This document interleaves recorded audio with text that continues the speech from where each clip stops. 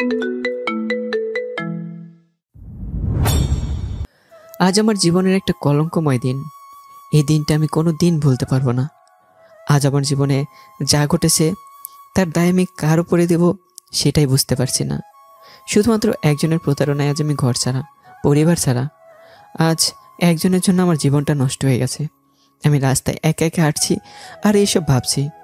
আসলে নিজেকে নিজেই একা লাগছে। এই পৃথিবীতে কেউ কারো আপন নয়, যেটা আমি আজকে বুঝলাম। যেখানে নিজের মা বাবাই আমাকে বিশ্বাস করলো না, তারা আমাকে আজ বাড়ি থেকে বের করে দিয়েছে। বাবা তো আবার এটা বলেছে যে আমি থাকলে নাকি বাবা আত্মহত্যা করবে। এই ধরনের কথা শুনলে কি আর থাকার ইচ্ছে করে? যাই হোক, অনেক কথাই তো বললাম। এবার আপনাদের আসল কাহিনীটা বলি। কেমন ঘটলো যে আমাকে আমার পরিবার একেবারে ঘরছাড়া করেছে, চলুন আপনাদের বলি। আমার নাম মারুফ। আমি অনার্স দ্বিতীয় বর্ষে পড়ি। বাবা একজন ব্যবসায়ী। আমার একটা বোনও আছে, আমার থেকে 1 বছরের ছোট। ওর নাম তানিয়া। মোটামুটি এই হলো আমাদের পারিবারিক পরিচয়।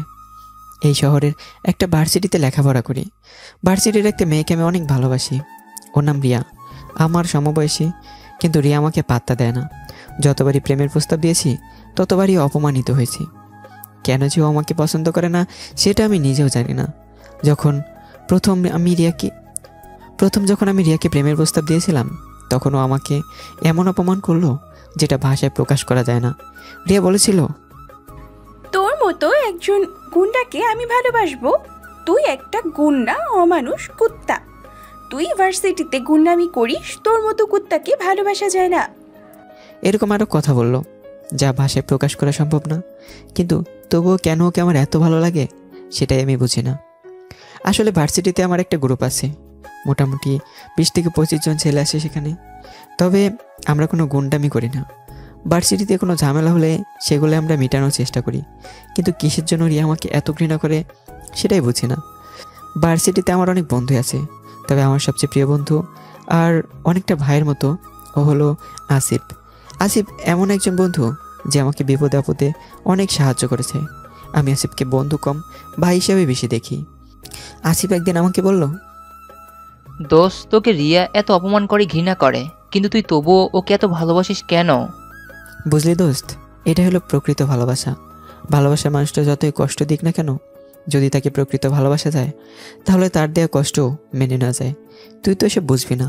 তোর প্রেমিকা তো তোকে এখনো কোনো কষ্ট দেয়নি। যখন দেবে তখন বুঝবি। কি যে বলিস, নীলা কখনো আমাকে এইভাবে অপমান আর কষ্ট দেবে না, বুঝলি? নীলা হলো আসিফের প্রেমিকা। নীলাও আমাদের সাথে পড়ে।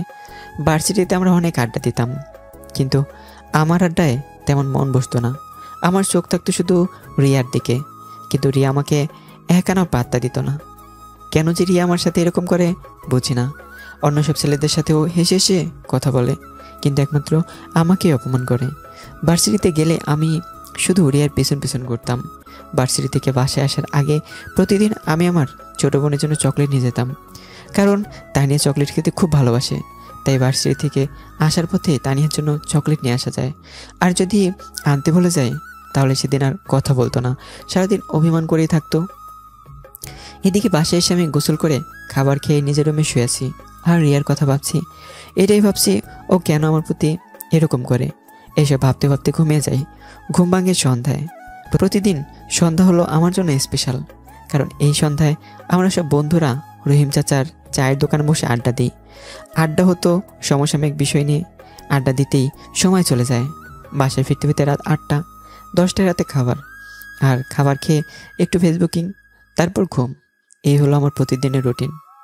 একদিন ভার্সিটিতে বসে বন্ধুরা আড্ডা দিচ্ছি, এমন সময় দেখলাম সুমন তাড়াহুড়ো করে দৌড়ে এলো। সুমন হলো আমার ভার্সিটির বন্ধু। সুমন বলল, রিয়া নাকি কোনো ছেলের হাত ধরে ভার্সিটির বাগানে বসে হেসে হেসে কথা বলছে। এই কথা শুনে আমার তো পুরাই মাথায় আগুন। রিয়া আমাকে ভালোবাসুক আর না বাসুক, আমি তোকে ভালোবাসি। ও কীভাবে অন্য একজন ছেলের হাত ধরতে পারে? আমি সুমনের সাথে তাড়াহুড়ো করে সেই জায়গায় গেলাম। দেখলাম ঠিকই রিয়া একটা ছেলের হাত ধরে গল্প করছে। মনে মনে বললাম, দাঁড়াও, তোমার গল্প করা বের করছি। আমি সেখানে গিয়ে প্রথমে রিয়ার হাতটা ছাড়িয়ে ছেলেটির মুখে একটা ঘুষি দিলাম আর বললাম, রিয়া শুধুই আমার। তখনই ঠাস, রিয়া আমার মুখে একটা চড় দিল। আমি কিছু মনে করিনি, এটা স্বাভাবিকভাবেই নিয়েছি। রিয়া রেগে বলল, আমি তোকে ভালোবাসি না। তোর মতো একজন গুন্ডাকে আমি কেন ভালোবাসতে যাব? হ্যাঁ, তুই আমাকে কেন এত প্যারা দিচ্ছিস বলতো? তুই আমার জীবন থেকে চলে যা। দেখো রিয়া, তুমি আমাকে ভালোবাসো আর নাই বাসো, কিন্তু আমি তোমাকে অনেক ভালোবাসি। তোর মতো একজন রাস্তার গুন্ডা কুত্তাকে আমি কেন ভালোবাসতে যাব? হ্যাঁ, যেই ছেলে এরকম না জানি তার বাবা মা কিরকম। রিয়া আমাকে যা বলার বলুক, আমি কিছু মনে করব না, কিন্তু ও সবার সামনে আমার মা বাবাকে নিয়ে নোংরা কথা বলতে লাগলো। ব্যাস, এখন অনেক হয়েছে। এর সাথে আমার মা বাবার সম্পর্ক কি? আমি আমার অপমান মেনে নেব, কিন্তু আমার মা বাবার অপমান মেনে নিতে পারবো না। তাই আমার একটা চরম পর্যায়ে চলে গেল। নিজের এক নিয়ন্ত্রণ করতে না পেরে জোরে দিলাম একটা চর রিয়ার কান বরাবর। দেখলাম ও ভয় পেয়ে একেবারে ঠান্ডা হয়ে গেছে, আর ওর কান থেকে রক্ত ঝরছে। যাই হোক, আমি নিজের রাগ নিয়ন্ত্রণ করে সেখান থেকে চলে গেলাম। আরও অনেক কিছু করার ইচ্ছে ছিল, কিন্তু রাগটা নিয়ন্ত্রণে রাখলাম। আমি মন খারাপ করে ভার্সিটির একটা বড় গাছের নিচে বসে রইলাম। ভাবতে লাগলাম, আমি রিয়াকে অনেক ভালো মনে করেছিলাম, কিন্তু ওর মন যে এত নোংরা সেটা জানা ছিল না। কিন্তু পরক্ষণে ওকে যেভাবে চর মারার জন্য নিজেকে অনেক অপরাধী মনে হচ্ছে। এই ভেবে খারাপ লাগছে যে আমি আজকে আমার ভালোবাসার মানুষেরকে হাত তুললাম। এটা ভেবে অনেক খারাপ লাগছে। গাছের নিচে মন খারাপ করে বসে আছি আর এইসবই চিন্তা করছি। ঠিক তখনই আসিফ দৌড়ে হাঁপাতে হাঁপাতে আমার কাছে এসে বলল, দোস্ত জলদি চল, তোকে প্রিন্সিপাল ডাকছে। আমি এটার জন্য প্রস্তুত ছিলাম না, কারণ এটা যে রিয়ার কাজ সেটা বুঝতে পারছিলাম। রিয়া একজন বড় মাপের নেতার মেয়ে, তাই ওর বাপের ক্ষমতা দিয়েও চলে। আমি যেহেতু আগে থেকে প্রস্তুত ছিলাম, তাই অবাক হইনি। আসিফের সাথে প্রিন্সিপাল রুমে গেলাম। দেখলাম সেখানে আমার বাবা মা দাঁড়িয়ে। হঠাৎই বাবা এসে আমার মুখে দিল একটা চর।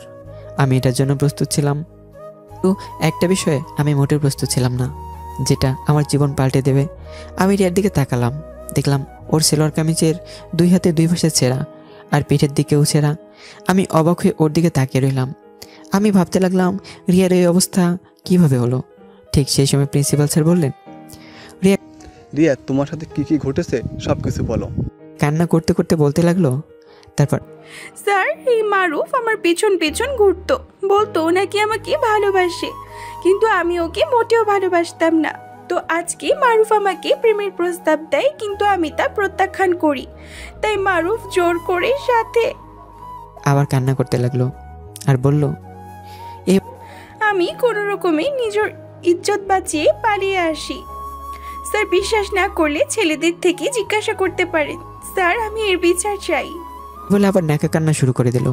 আমি এসব শুনে পুরাই অবাক, কারণ আমি ওকে শুধু চর মেরেছি, ওর সাথে আমি কিছুই করিনি। এগুলো তো সব মিথ্যা কথা, এতক্ষণ খেয়াল করিনি। এখন দেখলাম রিয়ার সাথে ওর বাবা আর ওর ভাই ছাড়া আরও অনেক ছেলে মেয়ে আছে। আমি স্যারকে বললাম, সেগুলো সব মিথ্যা। আমি শুধু ওকে আমাকে থামিয়ে দিল প্রিন্সিপাল স্যার। আমার পুরো কথা শোনার প্রয়োজনই মনে করলো না। তখন রিয়ার বাবা বলে উঠল, প্রিন্সিপাল আমার আব্বুর দিকে তাকিয়ে বললেন, দেখলাম দেখেন, এই ঘটনার পর আমরা ওকে আর এই ভার্সিটিতে রাখতে পারবো না। আব্বু মাথা নিচু করে সব সহ্য করছে। বুঝলাম বাবা মার অনেক অপমান হয়েছে। আব্বু আমার সাথে কোনো কথাই বললো না। আগে বলেছিলাম রিয়ার বাবা একজন নেতা, তাই সে আমার নামে ধর্ষণের মামলা করে। 7 দিন জেলেও ছিলাম।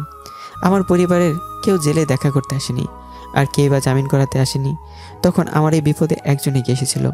যখন আমার বিপদে আমার পরিবারের লোকেরাও আমার থেকে মুখ ফিরিয়ে নিয়েছিল, তখন আমার পাশে এসে দাঁড়িয়েছিল আমার ভাই, আমার বন্ধু আসিফ।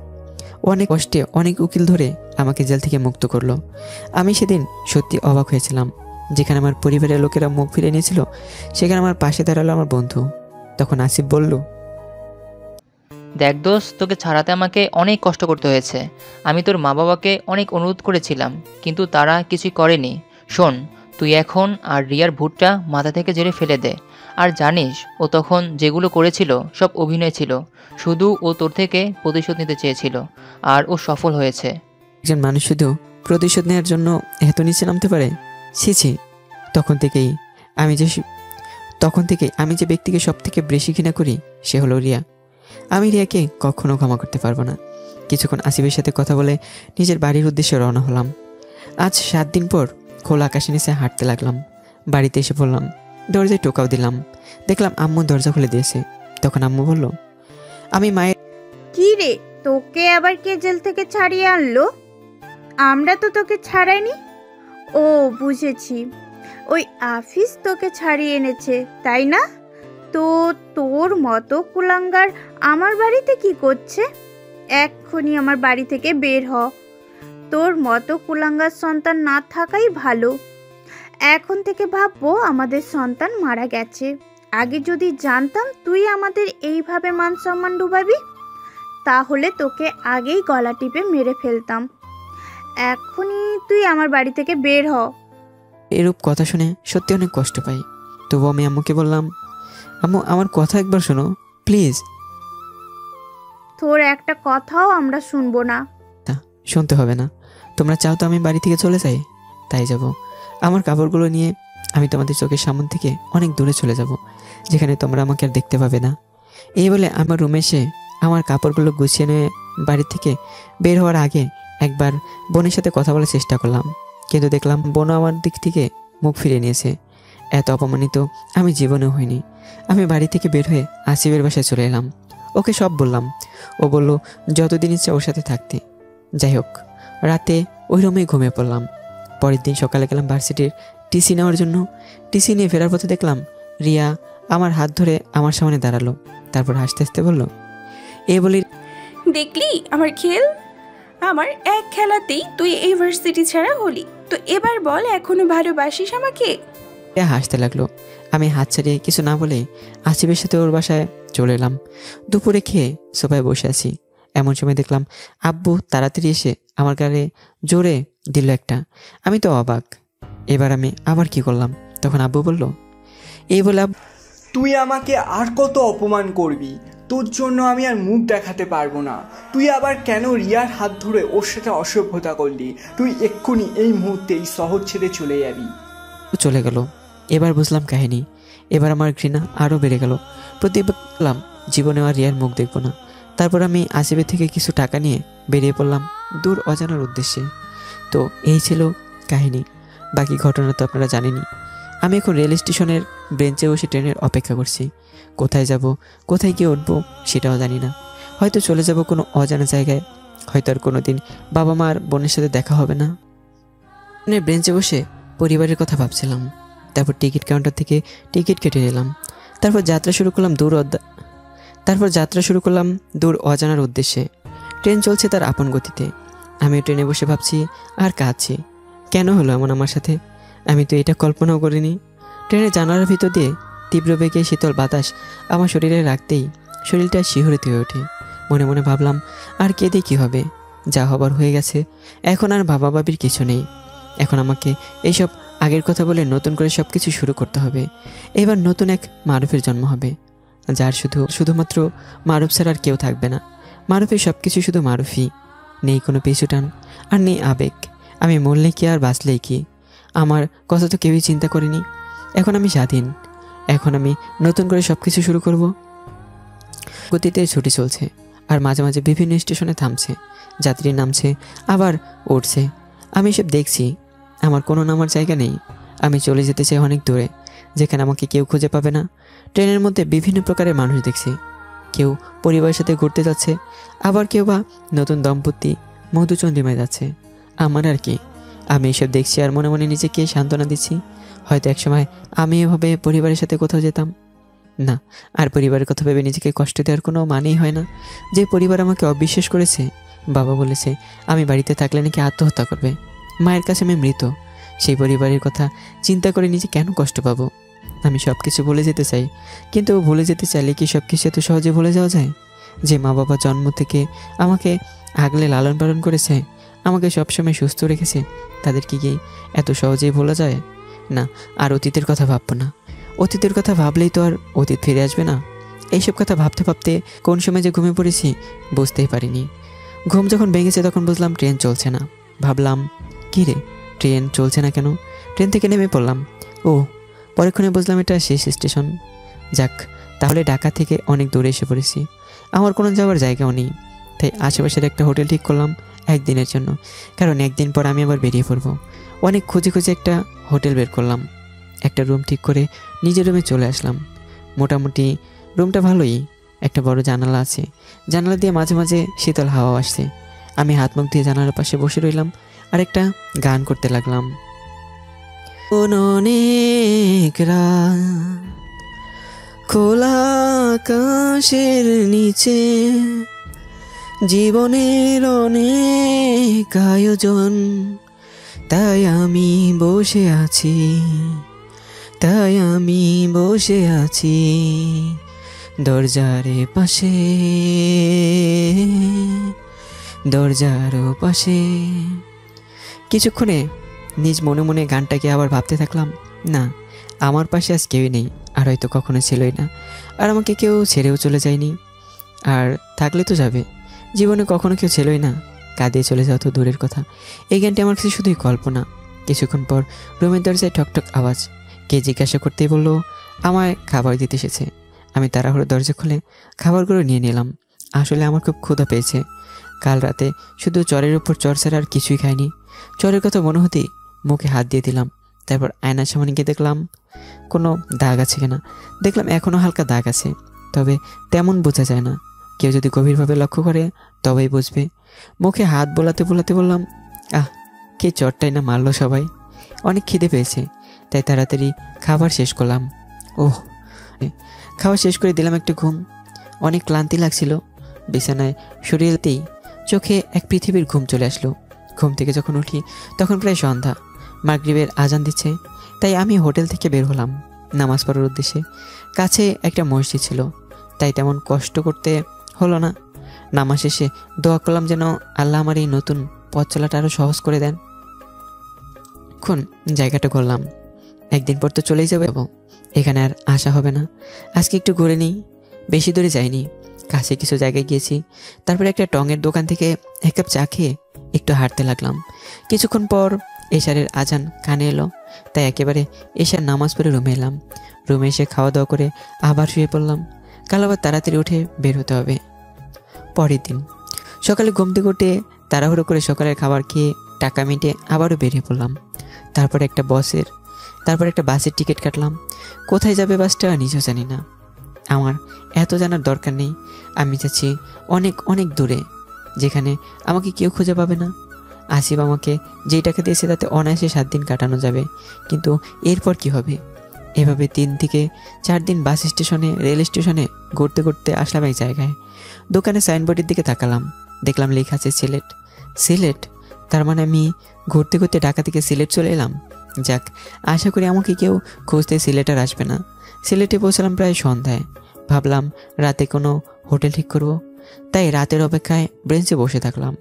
সময় কেন না, বিরক্ত লাগছে, কিন্তু কি আর করা, বিরক্ত লাগলেও বসে থাকতে হবে। রাত 9টা বাজলো। না, আর বসে বসে অপেক্ষা করতে পারছি না, তাই বেরিয়ে পড়লাম সময় কাটানোর জন্য। রাস্তায় হাঁটছি। আজ আমি একা, আজ আমার সাথে নেই। এমন একটা দিন যে আসবে আমি কল্পনা করতে পারিনি। পুরোনো কথা ভাবছি আর হাঁটছি। সরু গলি, চারদিকে শুনশান নীরবতা, ঠান্ডা ঠান্ডা শীতল হাওয়া বইছে। হঠাৎ অনুভব করলাম কেউ যেন শক্ত করে আমার হাতটা ধরলো। আমি চমকে উঠলাম, ভীষণ ভয় পেয়েছিলাম। তাড়াতাড়ি করে তাকালাম পাশে, দেখলাম এক মেয়ে আমার হাত ধরে আছে, পরনে বোরখা আর মুখ বাঁধা, তাই চেহারা ভালো করে দেখিনি। আমি তাড়াতাড়ি নিজের হাত ছাড়িয়ে মেয়েটিকে বললাম, তুললেন কেন? আমি পিছনে তাকালাম। প্লিজ কিছু মনে করবেন না, পেছনে দেখুন, 3 জন লোক আমার পিছু নিয়েছে, তাই। দেখলাম ঠিকই 3 জন লোক পিছন দিকে চলে যাচ্ছে। আমি বললাম, এখানে হাতটা ছাড়ুন। জি বলুন, কেন? ওহ, বাঁচলাম, ধন্যবাদ। কিছু যদি মনে না করেন একটা কথা বলতে পারি? আপনি আমাকে যদি আপনি একটু আমার বাড়ি পৌঁছে দিতেন। আসলে আমার একা একা খুব ভয় লাগছে, বলা তো যায় না যদি আবার। বলছেন কেন? আমি তো তাদের মতো হতে পারি। কি হতে পারি না? তাহলে আমাকে দেখে কিরকম দেখুন, আপনাকে দেখে ওই রকম মনেই হয় না। মনে হয়? ও তাই নাকি? আপনাকে দেখে তো ভদ্রই মনে হয়। আমার মনে হয় না আপনি ওই রকম কাজ করবেন। ও, কিন্তু হ্যাঁ, তাই। মানুষের মন কখন পরিবর্তন হয়ে যায় বলা যায় না। কি দেখে এত বিশ্বাস করলেন? আমার বিশ্বাস আপনি ওই রকম কিছু করতে পারেন না। আচ্ছা ঠিক আছে, কেন? এতক্ষণ আপনার সাথে কথা বলছি, যদি কিছু করার হতো আপনি এতক্ষণ আমার সাথে কথা বলতেন না। প্লিজ প্লিজ আমাকে বাড়িতে পৌঁছে দিন, প্লিজ। যখন বলছেন তাহলে চলেন আপনার বাড়ি। এতক্ষণে যখন অনুরোধ করছে, তাই আমি অনুরোধ ফেলে দিতে পারিনি। আমি মেয়েটির সাথে যেতে থাকলাম তার বাড়ির উদ্দেশ্যে। চারদিকে শুনছান নীরবতা, একটা মানুষও কোথাও নেই। ঘোরঘোরে অন্ধকার, রাস্তা আলোকিত আছে দোকানের বাহিরের বাতির আলোতে। আমরা দুজন নীরব আছি, কেউ কারোর সাথে কোনো কথা বলছে না। হঠাৎ আমি সমস্ত নীরবতা ভেঙে মেয়েটির দিকে ফিরে আমি বললাম, আচ্ছা এতক্ষণ ধরে আসছি, কেউ কোনো কথা বলছি না, আমরা তো কেউ কাউকে চিনিও না, তাহলে এখন আপনার পরিচিত কি বলেন? আপনার নাম? হ্যাঁ, কি জানতে চান বলুন। ও, তাহলে আমার নাম নীলা। আপনার? মেয়েটির নাম নীলা। মনে মনেই বললাম, জি আমার নাম মারুফ। তো এত রাতে একা, আমি যদি না আসতাম তাহলে কি?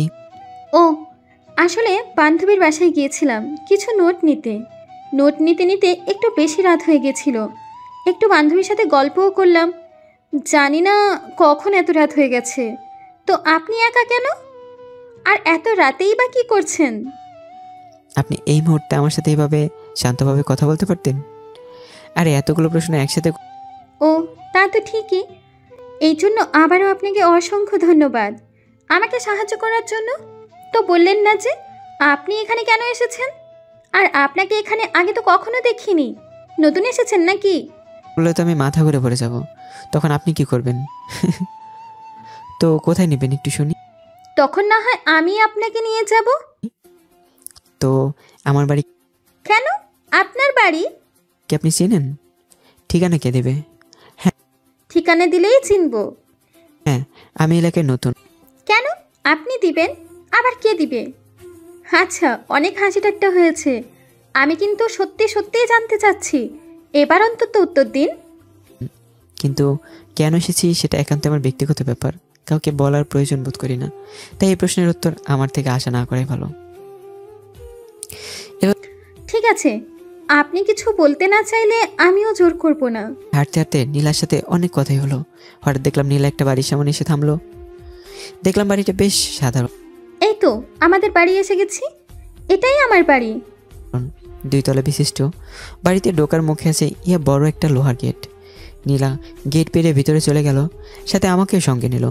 যদিও আমার থেকে ইচ্ছে করছে না, আমাকে এক প্রকার জোর করেই ভিতরে নিয়ে গেল। আমি আর জোর করলাম না, কারণ শরীরে তেমন জোর নেই। দুপুরে খুব কমই খাবার খেয়েছি, তাই প্রচণ্ড খিদে পেয়েছে। নিজেকে অনেকটা ক্লান্ত অনুভব করছি। নীলার দরজার সামনে এসে গেছে। আমিও নীলার পিছন পিছন দাঁড়িয়েছি। ভয় লাগছে, নীলার বাবা মা কী ভাববে এই নিয়ে। নীলা দরজায় টকটক আওয়াজের সাথেই ওপাশ থেকে তাড়াতাড়ি দরজা খুলে দিল। মনে হলো তারা এই অপেক্ষায় আছেন। দেখলাম যিনি দরজা খুলে দিয়েছেন তিনি একজন বয়স্ক ভদ্রলোক, চুলগুলো হাত পাখা। যে ব্যক্তিটি নীলাকে উদ্দেশ্য করে ব্যাকুল কণ্ঠে বললেন, এভাবে অনেকক্ষণ কি রে, তুই এতক্ষণ কোথায় ছিলি? তোর জন্য আমরা অনেকক্ষণ না খেয়ে বসে আছি। তুই জানিস না তোর জন্য আমাদের চিন্তা হয়? ফোনও করিসনি, আর এতক্ষণ পর্যন্ত কোথায় ছিলি? তুই জানিস তোর জন্য তোর মা কত চিন্তা করছে? পর বয়স্ক লোকটি আমার দিকে তাকালো আর নীলাকে জিজ্ঞেস করলো, ও এতক্ষণে বুঝলাম। কি রে, এই ছেলেটাকে আর তোর সাথে আমাদের বাড়িতে নিয়ে আসলি কেন? কি ব্যাপারটা কি সব খুলে বল। আরে বাবা, একসাথে এত প্রশ্ন করলে উত্তর দেবো কেমনে? চলো আগে তো ঘরে ঢুকতে দাও, তারপর সব বলছি। মা কোথায়? বয়স্ক ভদ্রলোকটি নীলার বাবা। তারপর নীলা আর আমি ঘরে ঢুকলাম। আমার যদি একটু অস্বস্তি লাগছিল, কারণ এরা কীভাবে কোনো অপরিচিত বাসায় যায়নি। সবাই সোফায় বসলো, ওর বাবা মা, আর দেখলাম একটা ছোট বোনও আছে, সে বসলো। নীলা তারপর ওর সাথে যা যা ঘটেছে সব বলল। সব শুনে নীলার বাবা আমার দিকে তাকিয়ে বলল, কি যে বলেন আঙ্কেল, এটা দেখো বাবা, তুমি আজকে আমার মেয়ের যে উপকার করেছো, এর জন্য তোমার কাছে আমরা সারা জীবন কৃতজ্ঞ থাকব। তো আমার দায়িত্ব। অন্য যে কেউ হলে এই কাজ করতো। আমি কি বলবো ভেবে পাচ্ছি না। অন্য কেউ একই কাজ করতো না, সবাই তো আর তোমার মতো হয় না। তো বাবা, তোমার বাড়ি কোথায়, আর এখানে কোথায় বা এসেছো? কারণ আমি আমার কথাগুলো কাউকে বলে করুণা বা দয়া চাই না। আর আমি যে কথাগুলো বললেই বিশ্বাস করবে এমনটাও নয়। যেখানে নিজের বাবা মাই বিশ্বাস করলো না, সেখানে এরা তো। আমি আমতা করে বললাম, আমি একা, আর আমারও কোথায় যাওয়ার নেই। এখান থেকে বের হয়ে কোনো হোস্টেল পেলে সেখানেই থাকবো। আমি চুপ করে রইলাম। ওরা কেউ নেই মানে? তোমার কি মা বাবা বেঁচে নেই? যা ভাবার ভাবুক, আমি কিছুই বলবো না। আমি তো অবাক। বলে কি? আচ্ছা ঠিক আছে, আমিও তোমাকে আর কিছু জিজ্ঞাসা করব না। তুমি কিছু বলতে না চাইলে আমিও জোর করব না। তোমার যেহেতু কোথাও যাওয়ার জায়গা নেই, তাহলে তুমি আজ থেকে আমাদের সাথেই থাকবে। এই লোক একটা অপরিচিত ছেলেকে কিভাবে বিশ্বাস করলো? ব্যাপার কি? আমি হাঁ করে আঙ্কেলের দিকে তাকিয়ে রইলাম। না না, এই এভাবে হাঁ করে তাকিয়ে আছো কেন? যা শুনেছো ঠিকই শুনেছো। তুমি আজ থেকে আমাদের সাথেই থাকবে। আপনারা একজন অপরিচিত ছেলেকে কিভাবে নিজেদের বাড়িতে থাকতে বলছেন? কিভাবে বুঝলেন আমি ভালো ছেলে? তোমাকে দেখে ভালো ছেলেই মনে হলো, তাই বললাম। আমি তো কোনো গুন্ডা বা সন্ত্রাসী হতে পারি, তাও আমি আপনাদের সাথে থাকতে চাই না। দেখো বাবা, আমি মানুষ দেখলেই বুঝে যাই কে খারাপ আর কে ভালো। আমাকে ভালো খারাপ চেনাতে এসো না। চুলগুলো তো আর এমনি এমনি পাকেনি। আসলে এই মুহূর্তে আমি এখনো ছাত্র। কেন, সমস্যা কি তোমার? আর তাছাড়া শুধু তো থাকতে বলছি, কাউকে তো আর খুন করতে বলিনি। আমার পড়া অসম্পূর্ণ, তার উপর একজন বেকার। আর এখন চাকরি পাবো বলে মনে হয় না। একজন বেকার ছেলেকে আপনার বাসায় কোন যুক্তিতে থাকতে বলছেন? দেখলাম আঙ্কেল আমার দিকে তাকিয়ে হা করে হাসছে। আমি আর কিছু বললাম না। ভাবলাম এই ব্যাপার। আরে তোমাকে তো বলাই হয়নি। শোনো, আমার একটা মিষ্টির দোকান আছে। তুমি না হয় আমার সাথে সেই মিষ্টির দোকানে বসে আমাকে সাহায্য করলে, আর তার সাথে তোমার লেখাপড়াও চালিয়ে নিলে। কি এবার তো তোমার কোনো আপত্তি নেই? আর আপত্তিও থাকলেও আমি শুনছি না। তুমি এখানে থাকবে মানে এখানেই থাকবে। ব্যাস, এই আমার শেষ কথা। এখন যাও, কিছু খেয়ে নাও। এই পর্যন্ত কিছু খেয়েছো বলে তো মনে হয় না। মুখ তো পুরো শুকিয়ে গেছে। থাক না হয় এখানেই থাকি, আমারও তো আর কোথাও যাওয়ার জায়গা নেই। আর তাছাড়া আসিফের দেওয়া টাকাও শেষের পথে। আসিফের কথা মনে পড়তেই চোখ থেকে কয়েক ফোঁটা অশ্রু গড়িয়ে পড়ল। সত্যি আসিফের মতো একজন ভালো ভাইয়ের মতো বন্ধু পাওয়া চরম ভাগ্যের ব্যাপার। এই জন্য আমি আল্লাহর নিকট লক্ষ কোটি শুকরিয়া জানাই। আসলে আমার সব বিপদে আসিফ ভাইয়ের মতো আমার পাশে দাঁড়িয়েছে। যেখানে আমার পরিবার আমার থেকে মুখ ফিরে নিয়েছে, সেখানে শুধুমাত্র আসিফ আমার পাশে এসে দাঁড়িয়েছে। আসিফের জায়গায় অন্য কেউ হলে হয়তো কেউ আমাকে এইভাবে সাহায্য করতো না। আসিফের তুলনা শুধুই আসিফ। আমিও ঋণ কখনো শোধ করতে পারবো না। আল্লাহকে আজীবন সুখে রাখুক, এই দোয়াই করি। আঙ্কেল আমাকে দিলেন। নীলা আমাকে রুমটি দেখিয়ে দিল। তারপরও রুমটি সুন্দর মতো গুছিয়ে পরিষ্কার করে দিল। আমি দেখলাম নীলা খুব পরিশ্রম করে পুরো রুমটা একাই পরিষ্কার করলো। আমাকে একটা কাজও করতে দিল না। আমি পাশে দাঁড়িয়ে ওর কাজগুলো দেখতে লাগলাম। এরপর আমাকে খাবার খেতে ডাকা হলো। ডাইনিং টেবিলে সবাই একসাথে বসেছে। অনেক কথা হলো। খাবার খেয়ে নিজের রুমে এসে বিছানায় শরীর বিলিয়ে দিলাম। আর ভাবতে লাগলাম, মানুষ কতই না নিজের পরিবার আমাকে অবিশ্বাস করে ঘর থেকে, এমনকি শহর থেকে বের করে দিল। আর এরা আমাকে চেনে না, জানে না, অথচ বিশ্বাস করে আশ্রয় দিল। অবশ্য আমি যে খারাপ ছেলে তা না, শুধু একটা ভুলের জন্য আমার আজ এই পরিণতি। আমি যদি এই মেয়েকে ভালো না বাসতাম, তার পিছন পিছন না ঘুরতাম, তাহলে আজ এই দিন দেখতে হতো না। অবশ্য একদিক থেকে ভালোই হলো। কারা আমার বিপদে পাশে ছিল আর কারা ছিল না, সেটা চিনতে পারলাম, জানতে পারলাম আমাকে নিয়ে তাদের মনোভাব। এইসব ভাবতে ভাবতে কখন যে ঘুমিয়ে গেলাম বুঝতে পারিনি। তারপর ফজরের নামাজ পড়ে বাইরে একটু হাঁটতে বের হলাম। এই এলাকায় তেমন চিনি না, তাই আশেপাশে একটু হাঁটাহাঁটি করলাম। তারপর এভাবে হাঁটাহাঁটি করার পর সন্ধ্যা 7টায় বাসায় এলাম। দেখলাম আন্টি আর নীলা রান্না করে সকালের খাবার রান্না করছে, আর আঙ্কেল খবরের কাগজ পড়ছেন। আমাকে বাহির থেকে আসতে দেখে আঙ্কেল জিজ্ঞাসা করলেন যে আসলে আমি ফজরের নামাজ পড়ি। কি বাবা, এত সকালে কোথায় গিয়েছিলে? একটু বাইরে আসছিলাম, আসলে আপনার ঘুমের সমস্যা করতে। ভালো ভালো তো বাবা, আমাকেও তো ডেকে দিতে পারতে। চাইনি। আচ্ছা আঙ্কেল, ঠিক আছে। এতে সমস্যার কি আছে? তোমারও সাথে সকাল সকাল একটু বাইরে হাঁটাহাঁটি করব, এই আর কি। এখন থেকে আমাকেও ডাকবে। রান্না শেষ করে টেবিলের খাবার সাজিয়ে দিলেন। এমন সময় নীলা ছোট বোন আমার কাছে এসে জড়িয়ে ধরে বলল, গুড মর্নিং আপু। তো আপু, গুড মর্নিং ভাইয়া। ঘুম কেমন হলো? ওকে আপু। ও হ্যাঁ ভাইয়া, অনেক ভালো। কালকে তুমি এসেছো তাই অনেক ভালো হয়েছে। আজ কিন্তু আমি স্কুল থেকে ফিরে যেন তোমাকে দেখতে পাই। আপনাদের তো বলতেই ভুলে গেছি, নীলার ছোট বোনের নাম বৃষ্টি। একদিনের বৃষ্টি আমাকে অনেক আপন করে নিয়েছে। মেয়ে ছোট হলেও অনেক মিশুক প্রকৃতির। আমিও তাকে আপন করে নিয়েছি, আর আমি আদর করে ওকে আপু বলে ডাকি। সে 5ম শ্রেণীতে পড়ে। তার স্কুল ছুটি হয় দুপুর 12টায়। তাই থাকি আমাকে না দেখলে নাকি ও কান্না করবে। আমিও আশ্বাস দিলাম, যদিও আসতে পারবো কিনা জানি না। আর ওরই বা দোষ কোথায়? ছোট্ট মেয়ে, তারপরেই কোনো ভাই নেই, তাই আমাকে নিজের বড় ভাই মানে, তাই এই আবদার করেছে। ভর্তি হওয়ার উদ্দেশ্যে আজকে নতুন ভার্সিটিতে ভর্তি হলাম। নীলা বলল যে ও যে ভার্সিটিতে পড়ে আমাকেও সেখানে ভর্তি হতে। কি আর করা, আমিও সাই দিলাম। নীলাও অনার্স 2য় বর্ষে পড়ে, অর্থাৎ আমরা দুজনে একই শ্রেণীতে। ব্যাপারটা দারুণ না? যাই হোক, ভর্তির কাজ শেষ করে কয়েকটা ক্লাস করে জলদি বাসায় এলাম। আর হ্যাঁ, আসার সময় বৃষ্টির জন্য কিছু চকলেট কিনেছিলাম।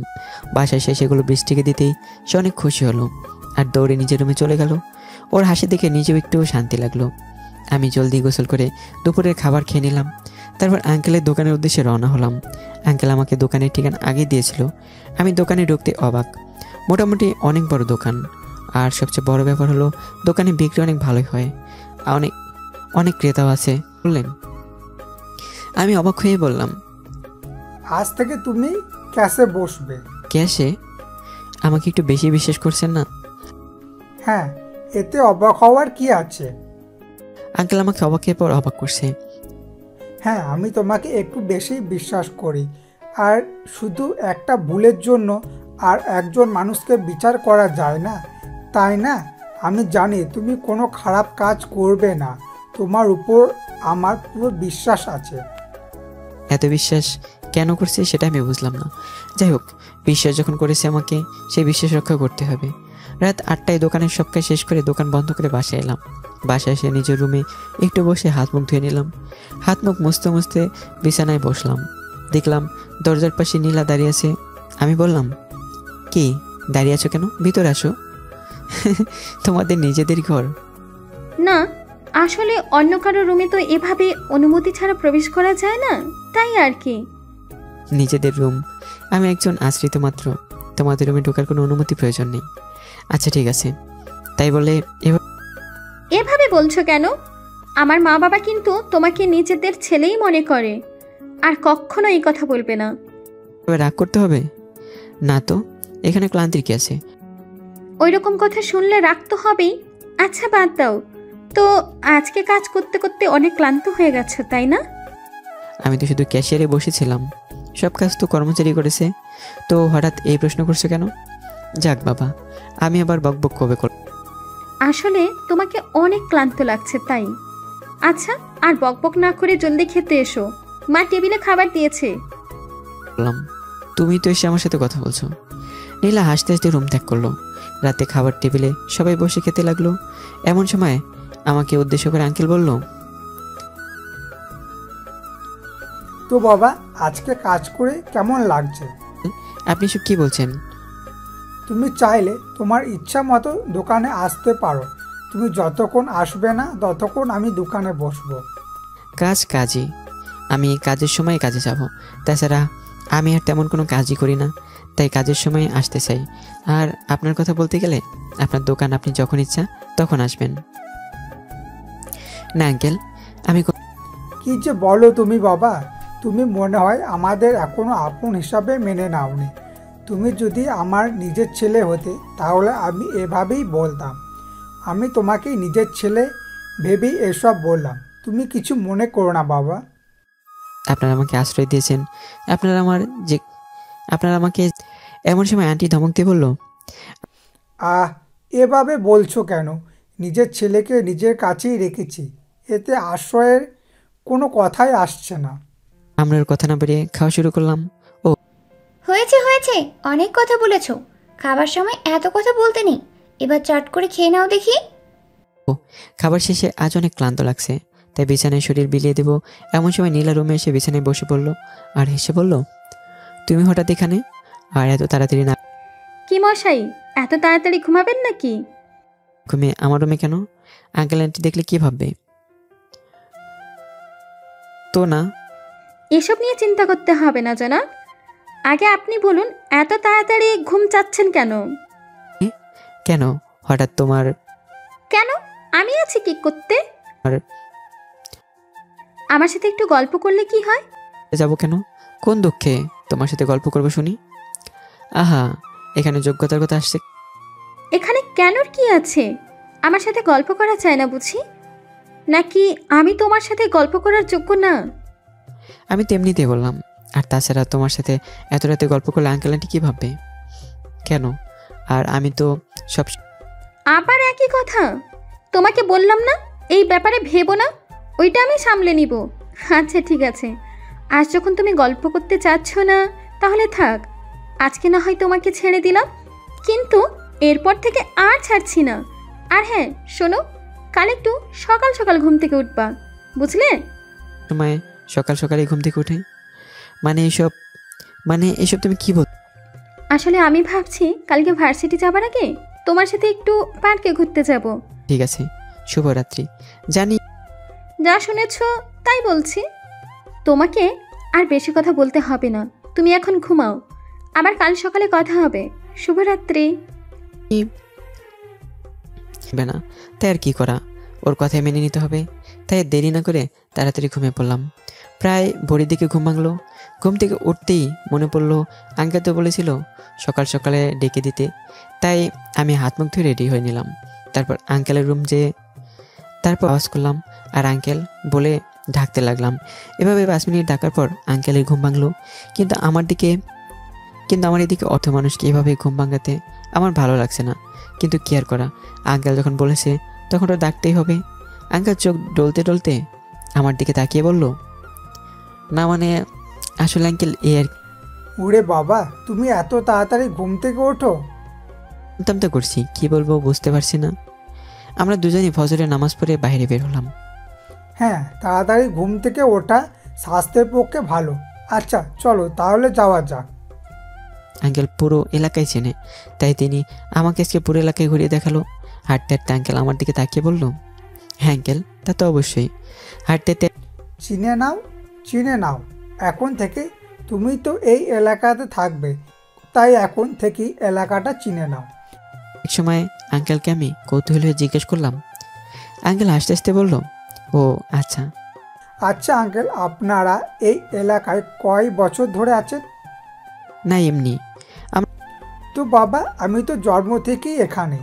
আমি এই এলাকাতে বড় হয়েছি, এলাকাতে শিক্ষা গ্রহণ করেছি, এমনকি এই এলাকার মেয়েকেই বিয়ে করেছি, তোমার আন্টি কিন্তু এই এলাকার মেয়ে। আমি চোখ বন্ধ করলেও এই এলাকার আনাচে কানাচে আমি ঠিক মতো চিনতে পারবো। এই এলাকার সব কিছুই আমার নখ দর্পণে, বুঝলে? আমরা হাঁটতে হাঁটতে সকাল 7টায় তা হঠাৎ এ কথা জিজ্ঞাসা করলে কেন? বাসায় এলাম। বাসায় এসে দেখলাম বৃষ্টি দৌড়ে এসে আমাকে জড়িয়ে ধরে গুড মর্নিং ভাইয়া বলল। আমিও গুড মর্নিং আপু বলকে কোলে নিলাম। এই কয়েকদিনে বৃষ্টির প্রতি যেন অনেক মায়া জমে গেছে। আমার একটা ছোটো বোন আছে, অথবা ছিল। বৃষ্টির দিকে তাকালে আমার ছোটো বোনের কথা মনে পড়ে। যাই হোক, এখন আর অতীত নিয়ে ভাবতে চাইনি। যারা আমাকে তাড়িয়ে দিয়েছে তাদের নিয়ে আমি আর না ভাবলেও চলবে। মনের মধ্যে অনেক অভিমান জমে গিয়েছে। সকালের খাবার শেষ করার পর নীলা আমাকে বলল, কেন, কি কথা? তাড়াতাড়ি রেডি হও। ও আচ্ছা। আরে কালকে কথা হলো না, আর আজকে ভুলে গেলে? কিন্তু তাই বলে এত তোমাকে না বললাম আমরা ঘুরতে যাব, মনে নেই? সকালে? ওকে। হ্যাঁ, এত সকালে জলদি রেডি হও। পার্কে থেকে ঘুরে আমরা সরাসরি ভার্সিটি যাব। আমার আর কি করার, ও কিছু শুনবে না। তাই আমরা কথা না বেরিয়ে ওর সাথে পার্কে ঘুরতে বের হলাম। যথারীতি পার্কে পৌঁছালাম। সেখানে একটা দিঘি আছে। আমরা দুইজন সেই দিঘির পাড়ে বসলাম। দেখলাম নীলা আমার হাতটা ধরে রেখেছে। আমার অস্বস্তি হচ্ছিল, কিন্তু কিছু বলতে পারছি না, কারণ ওকে বললেও ও কিছুই শুনবে না। তাই নীরবে ওর সাথে হাঁটতে লাগলাম। ও বকবক করে যাচ্ছে, আমি নীরব শ্রোতার মতো ওর বকবক শুনছি। দিঘির পাড়ে বসে আছি, এমন সময় নীলা হঠাৎ করে এমন একটা প্রশ্ন করলো যেটা শুনে অবাক হয়ে ওর দিকে তাকিয়ে রইলাম।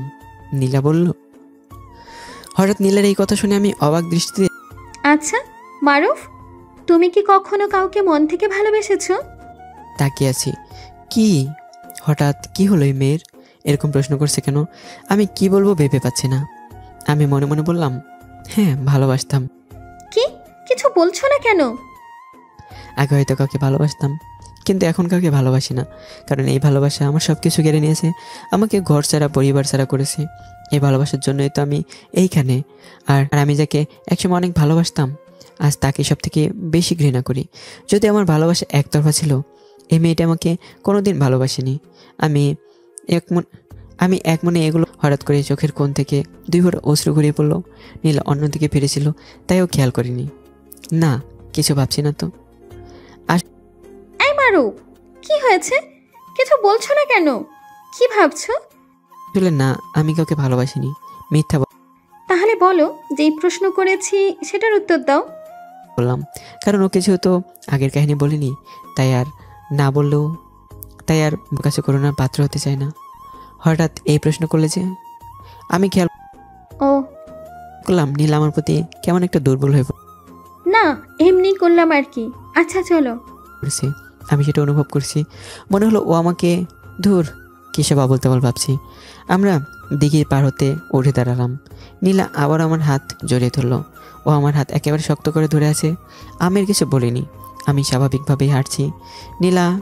হঠাৎ নীলা কৌতূহলে উৎসাহ নিয়ে জোরে বলে উঠলো। আমি হঠাৎ ভয়ে চমকে উঠলাম। আমি পাশে ফিরে বললাম, এই মারু, দাঁড়াও দাঁড়াও। কি হয়েছে? আমাকে তো একবারে ভয় পেয়ে দিয়েছো। এভাবে চিৎকার করার মানে হয়?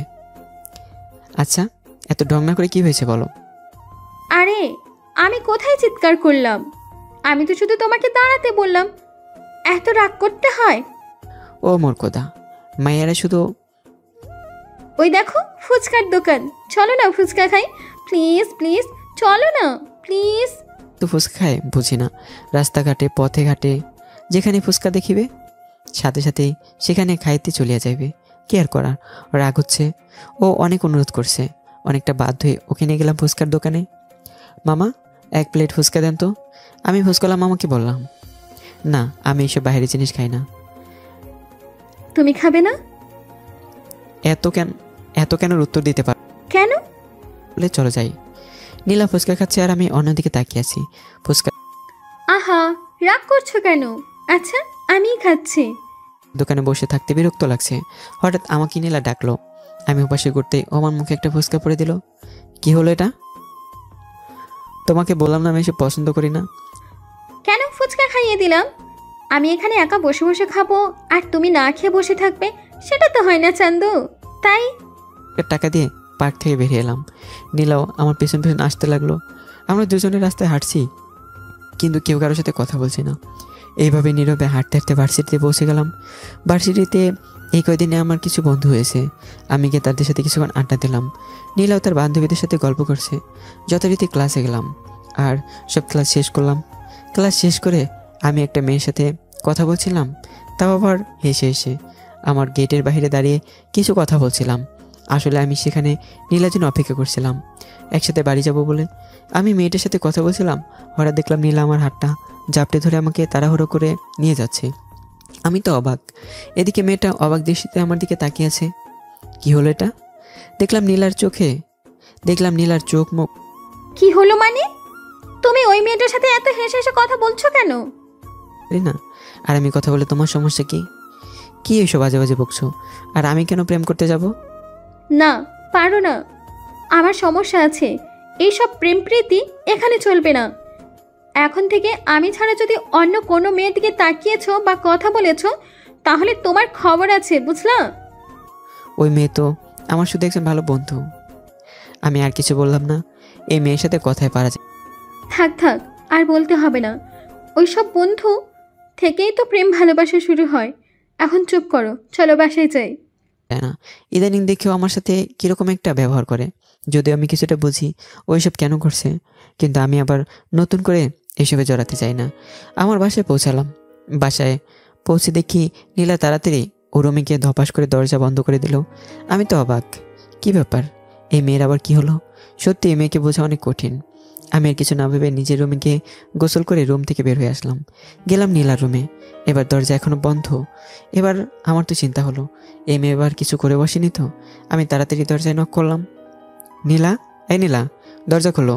কি হয়েছে? কি হয়েছে তোমার? তুমি যদি কিছু না বলো তাহলে কিভাবে বুঝবো? প্লিজ দরজা খুলে দাও। কিছুক্ষণ এভাবে নক করতে থাকলাম। কিছুক্ষণ পর ঠাস করে দরজা খুলে গেল। আমি রুমে গিয়ে তো অবাক। এই কি নীলার, এই কি অবস্থা? কাঁদতে কাঁদতে চোখ ফুলে লাল হয়ে গিয়েছে।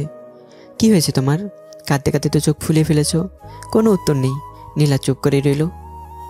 কি, কিছু তো একটা জিজ্ঞেস করছি, উত্তর দিচ্ছ না কেন? কিন্তু তবুও নীরব। এবার আমার অনেক রাগ হচ্ছে। মনে হচ্ছে গালে একটা ঠাস করে দিয়ে গালের সব দাঁত ফেলে দিই, কিন্তু রাগটা নিয়ন্ত্রণে রাখলাম। কিছুক্ষণ এভাবেই নীরবের সময় কেটে গেল। তো নীরবতা ভেঙে নীলা বলে উঠল।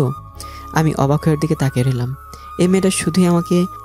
তুমি আমাকে কথা দাও, এখন থেকে আমি ছাড়া অন্য কোনো মেয়ের সাথে কথা তো দূরে থাক, তাদের দিকে চোখ তুলেও তাকাবে না।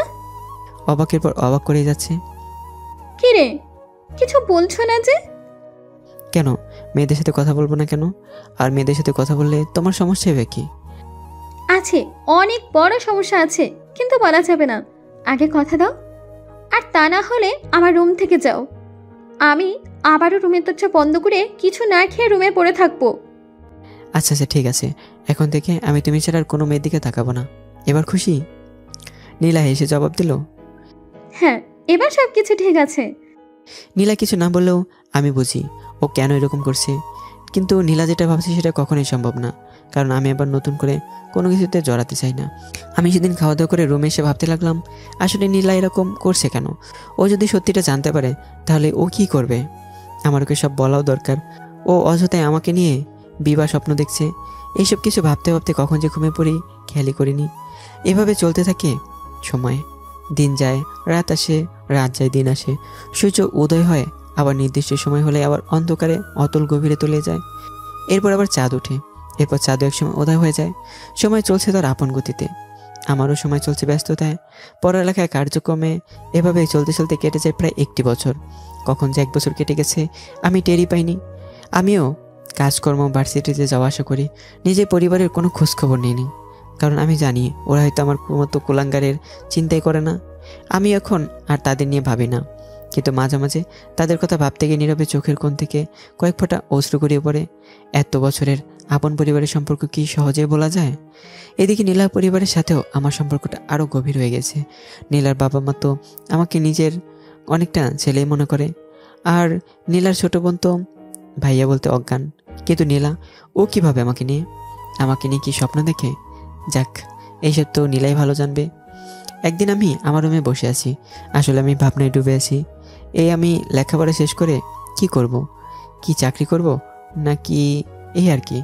এমন সময় আমার ভাবনায় ব্যাঘাত ঘটালো নীলার কণ্ঠে। আসবো? এসো, এখানে অনুমতি নেই গেছে। আমি তো তোমাকে আগেই বলেছিলাম এটা তোমার বাসা, তোমার রুম।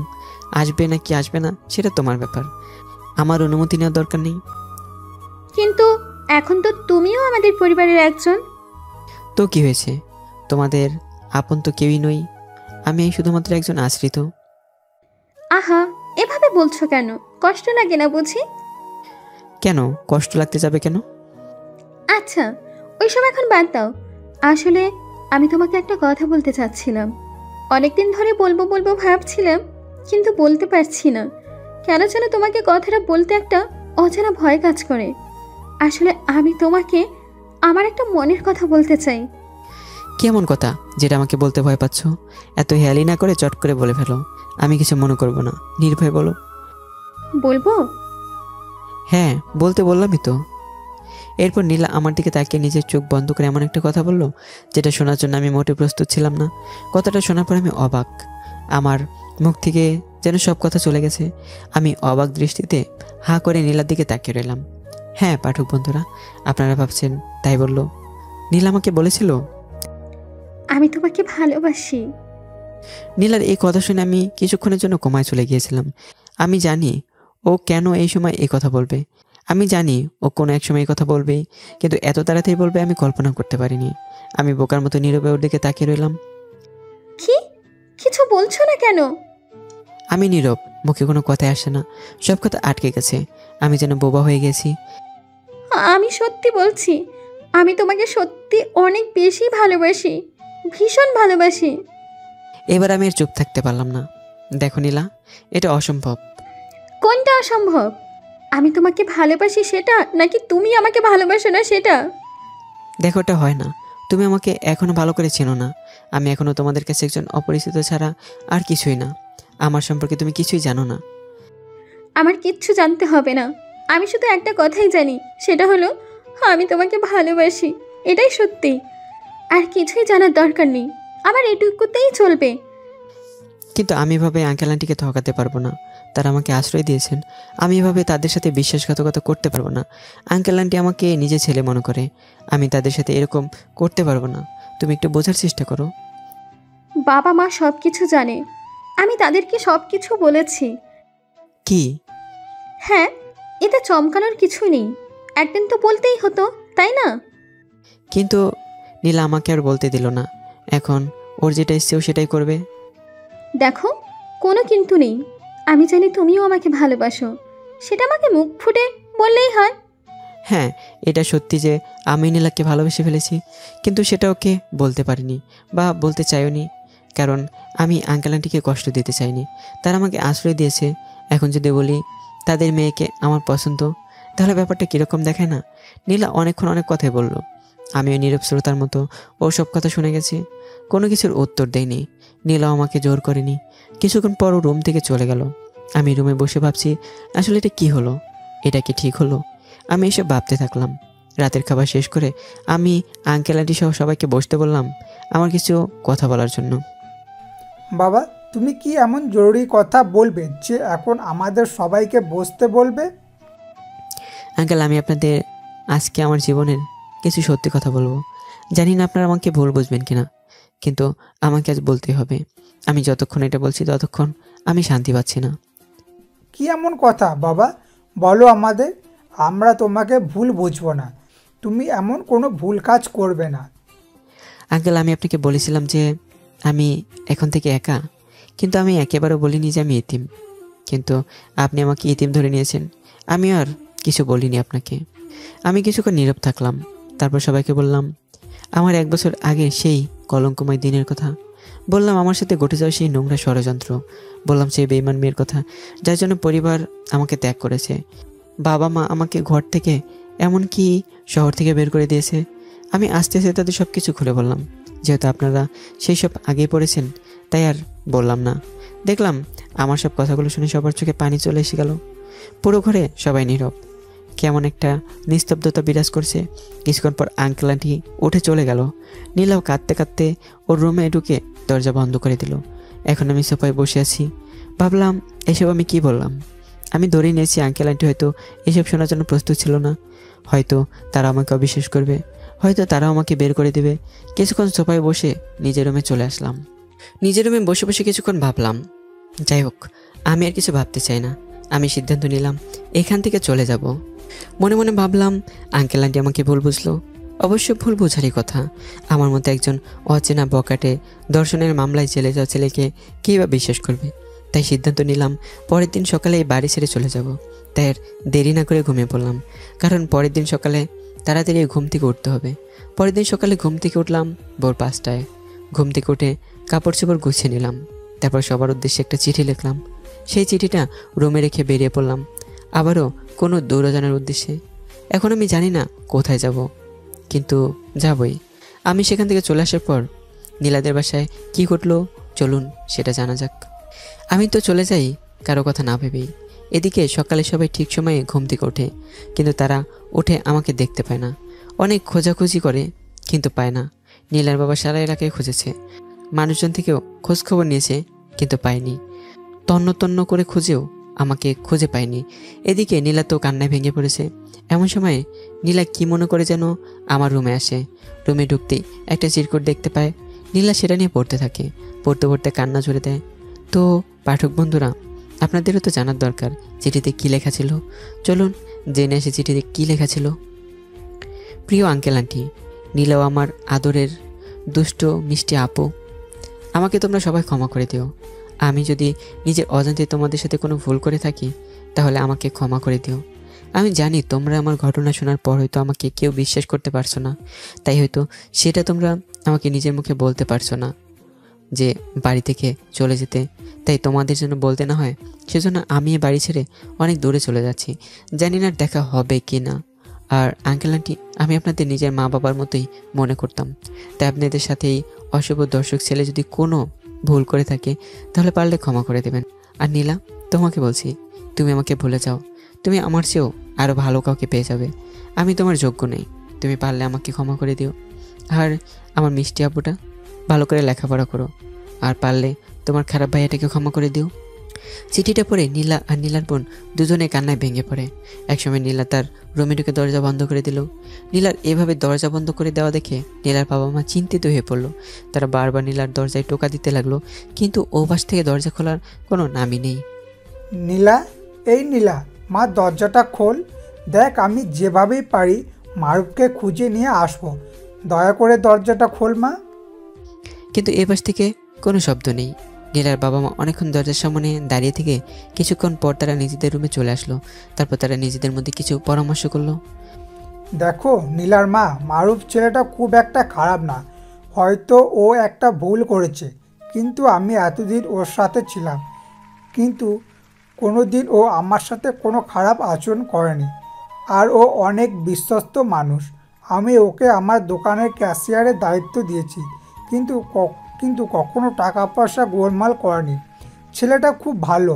নীলার সাথে ওর বিয়ে হলে আমাদের মেয়েটা সুখীই থাকবে। তুমি কি বলো নীলার মা? হ্যাঁ, আমারও যেন ছেলেটার প্রতি অনেক মায়া জন্মে গেছে। নিজের কোনো ছেলে নেই। ও যখন থেকে এই বাড়িতে এসেছে তখন থেকে ওকে আমিও নিজের ছেলের মতো ভালোবেসেছি। সব সময় ওকে নিজের ছেলে মনে করেছি, কোনো দিন খারাপ ব্যবহার করতে দেখিনি। আর মিষ্টিও ওকে নিজের ভাইয়ার মতোই ভালোবাসে। মিষ্টিও ওর রুমে অনেক কান্না করছে ওর মারুফ ভাইয়ার জন্য। আমিও চাই মারুফের সাথে নীলার বিয়ে হোক। আমি জানি মারুফের সাথে নীলার বিয়ে হলে আমার মেয়েটা সুখেই থাকবে। কিন্তু ওকে এখন পাবো কোথায়? সব জায়গাতেই খুঁজলাম, কোথাও তো কোনো খবর নেই। কোথাও যেন ভ্যানিশ হয়ে গেল। সারা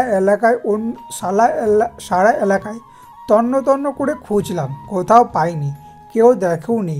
এখন ছেলেটাকে পাবো কোথায়? আমার ভয় হচ্ছে নীলা যেন কোনো ভুল কিছু করে না বসে। তুমি যেভাবেই পারো আমার ছেলেটাকে খুঁজে এনে দাও। নীলার কষ্ট আমি আর সহ্য করতে পারছি না। দেখো নীলার মা, আমিও নীলাকে কথা দিয়েছি, যেভাবেই হোক আমি মারুফকে খুঁজে বের করবই। সবাই আমাকে খুঁজছে, কিন্তু আমি কোথায় আছি তার কোনো খবর নেই। হঠাৎ আমি কোথায় যেন উধাও হয়ে গেলাম। আচ্ছা, আপনাদের কি মনে হয় আমি কোথায় চলে গিয়েছিলাম? কি মনে হয়? এদিকে নীলার বাবা মারুফকে খুঁজতে খুঁজতে শেষ, কিন্তু মারুফ কোথায় যেতে পারে সেটার ধারণা ছিল না। চারিদিকে তন্ন তন্ন করে খুঁজছে, কিন্তু মারুফ কোথাও নেই। হঠাৎ নীলার বাবার কি যেন মনে হতেই তাড়াতাড়ি চলে এক জায়গায়, যেখানে গেলে হয়তো মারুফকে পাওয়া যাবে। তাই নীলার বাবা আর দেরি না করে তাড়াতাড়ি সেই জায়গার উদ্দেশ্যে রওনা দেয়। এদিকে মারুফ ট্রেনের স্টেশনে বসে আছে। বাসায় গিয়েছিল, কিন্তু আজ আবার সেই স্টেশন করেই মারুফ চলে যাবে অন্য এক অজানা জায়গায়। কেউ হয়তো তাকে আর খুঁজে পাবে না। সে নীলা থেকে চলে যাবে অনেক দূরে। সে ভাবছে এই জীবনে সে একটাই ভুল করেছে, আর এই ভুলের জন্য মারুফের পুরো জীবন নষ্ট হয়ে গেছে। পরিবার থেকে বিচ্ছিন্ন অনেক দিনের। মাঝে মাঝে বাবা মার কথা মনে পড়ে আদর সেই ছোট্ট বোনটির কথা, কিন্তু তার কিচ্ছু করার নেই। এইসব ভাবতেই কান্না চলে আসে তার। কিন্তু সে এতদিন পর কেন আবার তাদের কথা ভাবছে? তারা তো তাকে ভুলে গিয়েছে, বের করে দিয়েছে তাদের জীবন থেকে। কিন্তু আপন মানুষকে কি এভাবে ভোলা যায়? মারুফের ভাবতেই অবাক লাগে যে মা তাকে জন্ম দিয়েছে, এত বছর লালন পালন করেছে, সেই মা কেমন ভুল বুঝলো? তার মা কি জানে না তার ছেলে কী রকম? এইটুকু কি যাচাই করে দেখা যেত না? তাহলে কেন? মারুফের মনে ভাবলো আসলে এত বছর কেউ ওকে বোঝেনি বা বুঝতে চায়নি। তাকে যদি ভালো করে বোঝার চেষ্টা করতো তাহলে আজ এই দিন দেখতে হতো না। মারুফ আজ আবার সেই পুরনো কথা ভাবছে। সে ভাবনায় ডুবে আছে। ট্রেন এখনও আসেনি, আরও 1 ঘন্টা সময় আছে। তাই মারুফ বেঞ্চে বসে আছে। মারুফ বেঞ্চে বসে তার অতীতের ভাবনায় ডুবে আছে। হঠাৎ সে একটা অতি পরিচিত কণ্ঠ শুনতে পেল। যার ফলে তার ভাবনায় ব্যাঘাত ঘটল। পিছনে ফিরেই মারুফ অবাক, আঙ্কেল দাঁড়িয়ে আছে। হ্যাঁ, নীলার বাবা। আসলে নীলার বাবা তার শেষ সম্ভাবনা অনুযায়ী স্টেশনে যাওয়ার সিদ্ধান্ত নিয়েছে। যদি মারুফকে পাওয়া যায়, যদি পাওয়া যায় তাহলে তো ভালো, আর পাওয়া না গেলে। মারুফ অবাক হয়ে জিজ্ঞাসা করলো, আঙ্কেল আপনি এখানে? নীলার বাবা নম্র কণ্ঠে বলল, চলো বাবা, ফিরে চলো। কিন্তু দেখো বাবা, নীলা তোমার জন্য সকাল থেকে দরজা বন্ধ করে বসে আছে। ভিতরে কি করেছে জানি না। যদি নীলার কিছু হয়ে যায় তাহলে সেটার জন্য একমাত্র তুমিই দায়ী থাকবে। এর জন্য আমরা তোমাকে জীবনেও ক্ষমা করব না। দেখো বাবা, নীলা তোমাকে অনেক ভালোবাসে, আর তুমি তো সেই সময় পরিস্থিতির শিকার। তুমি শুধু একটা ভুল করেছো, সেই জন্য শাস্তিও পেয়েছো আর পেয়েই যাচ্ছ। কিন্তু বাবা, এখন তুমি যেটা করছো সেটা অপরাধ। তুমি জেনে শুনে একটা মেয়েকে মৃত্যুর দিকে ঠেলে দিচ্ছ। আর বাবা শোনো, আমাদের কি তোমার এতই খারাপ মনে হয় যে তোমার সাথে আমরা নীলার সম্পর্কটা মেনে নেব না? নিজের মেয়ে বলে বলছি না, নীলা আসলেই অনেক ভালো আর বুদ্ধিমতী মেয়ে। ও ভেবেচিন্তে সিদ্ধান্ত নেয়। এই পর্যন্ত যে কখনো একটা ভুল সিদ্ধান্ত নেয়নি। দেখো বাবা, তুমি তোমার ভুলের জন্য অনুতপ্ত, কিন্তু এখন তুমি সেই ভুল করতেই যাচ্ছ। এর জন্য তুমি কি নিজেকে ক্ষমা করতে পারবে? এখন ধরো, নীলার তোমাকে না পেয়ে যদি আত্মহত্যা করে, তখন তুমি কি করবে বলো আমাকে? মারুফ কথাগুলো শুনলো আর চুপ করে বসে রইল, কারণ তার কোনো বলার ভাষা নেই। আসলেই তো নীলা তো তাকে অনেক ভালোবাসে। ভালোবাসার মানুষকে না পাওয়ার যন্ত্রণা কীরকম সেটা জানে। মারুফ শান্ত কণ্ঠে বলল, না আঙ্কেল, আমি চাই না আমার জন্য নীলার কোনো ক্ষতি হোক। আমি আসলেই বলছিলাম, আমাকে আপনারা ক্ষমা করুন, আমাকে আপনারা ক্ষমা করবেন, চলুন। নীলার বাবা মুখে হাসি নিয়ে বললেন, আমার কাছে ক্ষমা না চেয়ে যদি নীলার কাছে যাও আর ওর কাছে ক্ষমা চাও। মেয়েটা অভিমান করে তোমার জন্য বসে আছে। মারুফ আর নীলার বাবা স্টেশন থেকে বের হলো, নীলার বাড়ির উদ্দেশ্যে রওনা দিল। এদিকে নীলা দরজা বন্ধ করে কি করছে কেউ বুঝতে পারছে না, তবে মাঝে মাঝে কানের আওয়াজ পাওয়া যাচ্ছে, তাই কেউ দরজা ভাঙছে না। যদি কোনো আওয়াজ পাওয়া না যেত তাহলে হয়তো অবশ্যই দরজা ভাঙা হতো। নীলার মা বোন এত করে ডাকছে তবুও খুলছে না। আসলে নীলার মনের অবস্থা একমাত্র নীলা ছাড়া আর কেউ বুঝবে না। তার মনের ভিতর ঝড়, টর্নেডো, ভূমিকম্প সব কিছু বয়ে যাচ্ছে। নীলা ভালোবাসার মানুষকে না পাওয়ার যন্ত্রণায় ভুগছে। এই যন্ত্রণা একমাত্র তারাই বুঝবে যারা প্রেমে ছ্যাঁকা খেয়েছে। আপনাদের যদি ছ্যাঁকা খাওয়ার কারোর সাথে পরিচয় থাকে তাহলে তাকে জিজ্ঞাসা করতে পারেন তার ছ্যাঁকা খাওয়ার প্রথম অনুভূতি কেমন ছিল। আপনারাও আর তাদের কষ্ট বুঝবেন না। যে ছ্যাঁকা খায় সেই ছ্যাঁকা খাওয়ার যন্ত্রণা বোঝে। যাই হোক, গল্পে ফেরা যাক। মারুফ নীলাদের বাসায় চলে আসলো। মারুফকে দেখে নীলার ছোট বোন মিষ্টি দৌড়ে এসে ভাইয়া ভাইয়া করে কান্না চোখে শক্ত করে জড়িয়ে ধরল। জড়িয়ে ধরেই কান্না করে দিল। মারুফও মিষ্টিকে কোলে তুলে আদর করে দিল। নীলার মাও চলে আসলো। মারুফ নীলার মাকে দেখে বলল, আমাকে আপনারা ক্ষমা করবেন বলুন। আন্টি, আসলে আমি অনেক দুঃখিত আর লজ্জিত। আমি বুঝতে পারিনি আপনারা আমার জন্য এত কষ্ট পাবেন। আমাকে ক্ষমা করে দিবেন। নীলার মা কান্নাজড়িত কণ্ঠে বলল, তোমাকে ক্ষমা করার কথা পরে ভাবা যাবে, আগে তুমি আমার মেয়েকে সামলাও। মারুফ আর দেরি না করে নীলার রুমে কাছে চলে আসলো। নীলার রুমের দরজা বন্ধ। মারুফ দরজায় টোকা দিল আর ডাকলো, নীলা, এই নীলা, দরজা খোলো। দেখো আমি চলে এসেছি। দুঃখিত, আমার ভুল হয়ে গেছে। তোমার সাথে এরকম করাটা উচিত হয়নি। প্লিজ আমাকে ক্ষমা করে দাও। মারুফের কথা শেষ না হতেই তাড়াতাড়ি দরজা খুলে গেল। দরজা খুলে নীলা মারুফকে শক্ত করে জড়িয়ে ধরল। সবাই অবাক, কারণ তারা এত করে ডাকলো দরজা খুলল না। আর মারুফ ডাকা শেষ হতে না হতেই দরজা খুলে দিল। নীলা কিছুক্ষণ পর মারুফকে ছেড়ে জোরে দুই গালে দুইটা ঠাস ঠাস করে চড় দিল। মারুফ অবাক হয়ে নীলার দিকে তাকিয়ে রইল। মারুফ অবাক কণ্ঠে জিজ্ঞাসা করল, কি ব্যাপার, আমাকে চড় মারলে কেন? আমি তো ফিরে এসেছি। মারুফ হাসতে হাসতে বলল। নীলা রেগে আগুন হয়ে বলল, কুত্তা বিলাই, এভাবে কাউকে কিচ্ছু না বলে চলে গেলি কেন? তুই আমার কথা একবারও ভাবস নাই? আমাকে তো একেবারেই বললি না। তুই কি ভাবছিস আমার মন কি এতই সস্তা যে তোকে এত সহজেই ভুল বুঝবো? তুই আমাকে একবার জিজ্ঞেস করলেই পারতি, কিন্তু না, তা করবে কেন? নিজেকে তো মহান সাজানোর জন্য ঘর থেকে বের হয়ে গেলি। তুই আসলেই একটা শয়তান। আমি বেঁচে থাকতে এই জীবনে তোকে ছাড়ছি না। তোকে এখন থেকে জ্বালানোর দায়িত্ব আমার। আচ্ছা, আমি অনেক অনেক দুঃখিত। আমি আসলে বুঝতে পারিনি। আমাকে কি ক্ষমা করা যায় না? প্লিজ ক্ষমা করো প্রিয়। করতে পারি, এক শর্তে। কি শর্ত? তুই আমাকে বিয়ে করবি, আমাকে ভালোবাসবি, আমাকে কোনোদিন কষ্ট দিবি না। যদি কোনোদিন কষ্ট দিছোস তাহলে তোর খবর আছে। আচ্ছা বাবা, ঠিক আছে, আমি রাজি। সবাই এখন রাজি, তখন কি আর দেরি করা ঠিক হবে? এখন তাহলে কাজে ডাকা যাক। তবে না, এখন বিয়ে হচ্ছে না, বিয়ে হবে 7 দিন পর। কারণ নীলার পরিবার বিয়েটা একটু বড় করেই করতে চায়। পরিবারে বড় মেয়ের বিয়ে বলে কথা, একটা মান সম্মানরত ব্যাপার আছে, তাই না?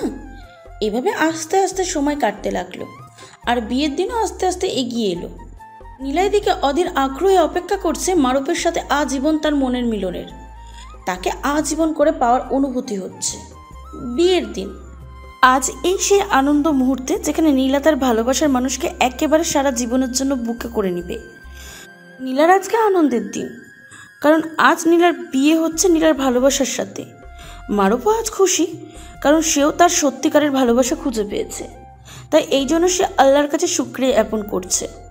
বাড়িতে হইচই, সে এক আনন্দ মুহূর্ত। সবাই আনন্দে মেতে আছে, সবাই অপেক্ষা করছে দুইটি মানুষের মনের মিলনের অপেক্ষা। এবার আসলে সেই মুহূর্ত, যে মুহূর্তে একটা ছেলে আর একটা মেয়ে কবুল কবুল বলার মধ্যে দিয়ে বিবাহ বন্ধনে আবদ্ধ হয়। নীলা তো তাড়াতাড়ি কবুল কবুল বলে দিল। ওর কবুল বলা শুনে সবাই হেসে দিল। আবার আপনারা ভাববেন না কবুল বলে আপনাদের বিয়ে হয়ে গেছে, মজা করলাম।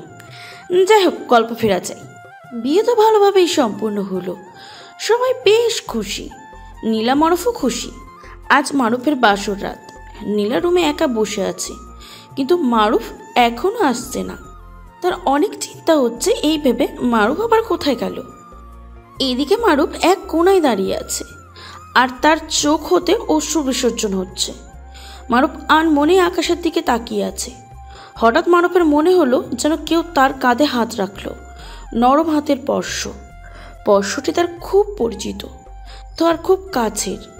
মারুফ চমকে পিছনে তাকালো, দেখলো নীলা। নীলা মারুফের অশ্রুসিক্ত নয়ন দেখে অনেক বিচলিত হয়ে উঠল।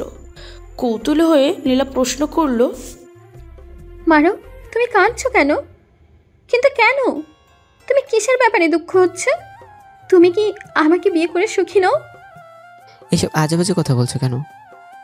তাহলে তুমি কাঁদছো কেন? প্লিজ আমাকে সব খুলে বলো। আমারও তো তোমাকে নিয়ে চিন্তা হয়, তাই না? আসলে আজকে আমার পরিবারের কথা খুব মনে পড়ছে। যদি আমি পরিবারের কাছে থাকতাম তাহলে তারা হয়তো আমার বিয়েতে অনেক খুশি হতো, খুব ধুমধামে আমার বিয়ের অনুষ্ঠান হতো। কিন্তু দেখো, ভাগ্যে কি নির্মম পরিহাস। আমি এতই অভাগা ছেলে যে নিজের বিয়েতে নিজের পরিবারকে পাশে নেই। এই বলে মারুফ কাঁদতে থাকলো। নীলা মারুফের কাঁধে হাত রেখে বলল, দেখো, এসব ভুলে যাও, নতুন করে সব শুরু করো। হয়তো ভবিষ্যতে তারা তোমাকে মেনে নেবে, বা এখনো হয়তো তোমার জন্য চিন্তা করে। আমি ধমকে সরেই বললাম, চিন্তা করবে? তারা আমাকে বিশ্বাসই করে না, আর চিন্তার কথা বলছো? এই বলে মারুফ একটা তাচ্ছিলের হাসি হাসলো। আচ্ছা, এসব বাদ দাও। এই দেখো, আজকের আকাশের পূর্ণিমা চাঁদ উঠেছে। আজকে চলো একটু পূর্ণিমা স্নান করি। কি একটা রোমান্টিক মুহূর্ত, তাই না? আমি কিন্তু এই রোমান্টিক মুহূর্ত মিস করতে চাই না মারুফ। এই রোমান্টিক মুহূর্তে একটা গান শোনো। আচ্ছা, তুমি যখন শুনতে চাচ্ছ তাহলে আমি কি মানা করতে পারি? তারপর মারুফ গান ধরল। চাঁদের সাথে আমি দেব না তোমার তুলনা, নদীর সাথে আমি দেব না তোমার তুলনা। তুমি চাঁদ হতে যদি দূরেই চলে যেতে, তুমি নদী হতে যদি দূরেই চলে যেতে, সে কথা যেন ভুলো না, তুমি যে তোমার তুলনা। গানটা পিছনে বাজতে থাক, আর আমরা আবারও গল্প ফিরে যাই। তারা কিছুক্ষণ ছাদে থেকে রুমে চলে এলো। রুমটা খুব সুন্দর করে সাজানো হয়েছে। রুমে ঢুকেই নীলা প্রথমে মারুফের পায়ে হাত দিয়ে সালাম করলো। তারপর দুজনে 2 রাকাত নফল নামাজ পড়ে আল্লাহর কাছে তাদের বাকি পথ চলা যেন আল্লাহ আরও সহজ করে দেন এই দোয়া করলো। তারপর আর কি, বাকিটা ব্যক্তিগত মুহূর্ত। কি আপনাদের সেটাও বলতে হবে নাকি? আপনাদের লজ্জা শরম নেই? যান নিজেরাও বুঝে নিন, আমি আর বলতে পারবো না। দাঁড়ান, কি ভাবছেন গল্প শেষ? না, আরে এখনো শেষ হয়নি, ধৈর্য ধরে পড়ুন। তাই সবাই ধৈর্য ধরে একটু বসুন, লম্বা একটা দীর্ঘশ্বাস নিন, আর এখান থেকে আবার শুরু করুন। 5 বছর, অনেক বছর পেরিয়ে গেল। মারুফ আর নীলার সংসার খুব সুখেই চলছে। মারুফ লেখাপড়া শেষ করে এখন একটা কোম্পানিতে চাকরি করে। আর তাছাড়া মারুফ আর নীলার কোল জুড়ে একটা ফুটফুটে বাচ্চাও এলো। তারা বাচ্চার নাম দিল মাইসা। যথারীতি খুব সুখে শান্তিতে দিন কাটতে লাগলো। কিন্তু আদৌ কি তারা সুখে থাকতে পারবে? তাদের জীবনে কি বিপদ আসবে না? আসবে নাকি আসবে না সেটা গল্প পড়লেই বুঝতে পারবেন। একদিন মারুফ অফিসে কাজ করছিল, হঠাৎ ফোনে নীলার কল এলো।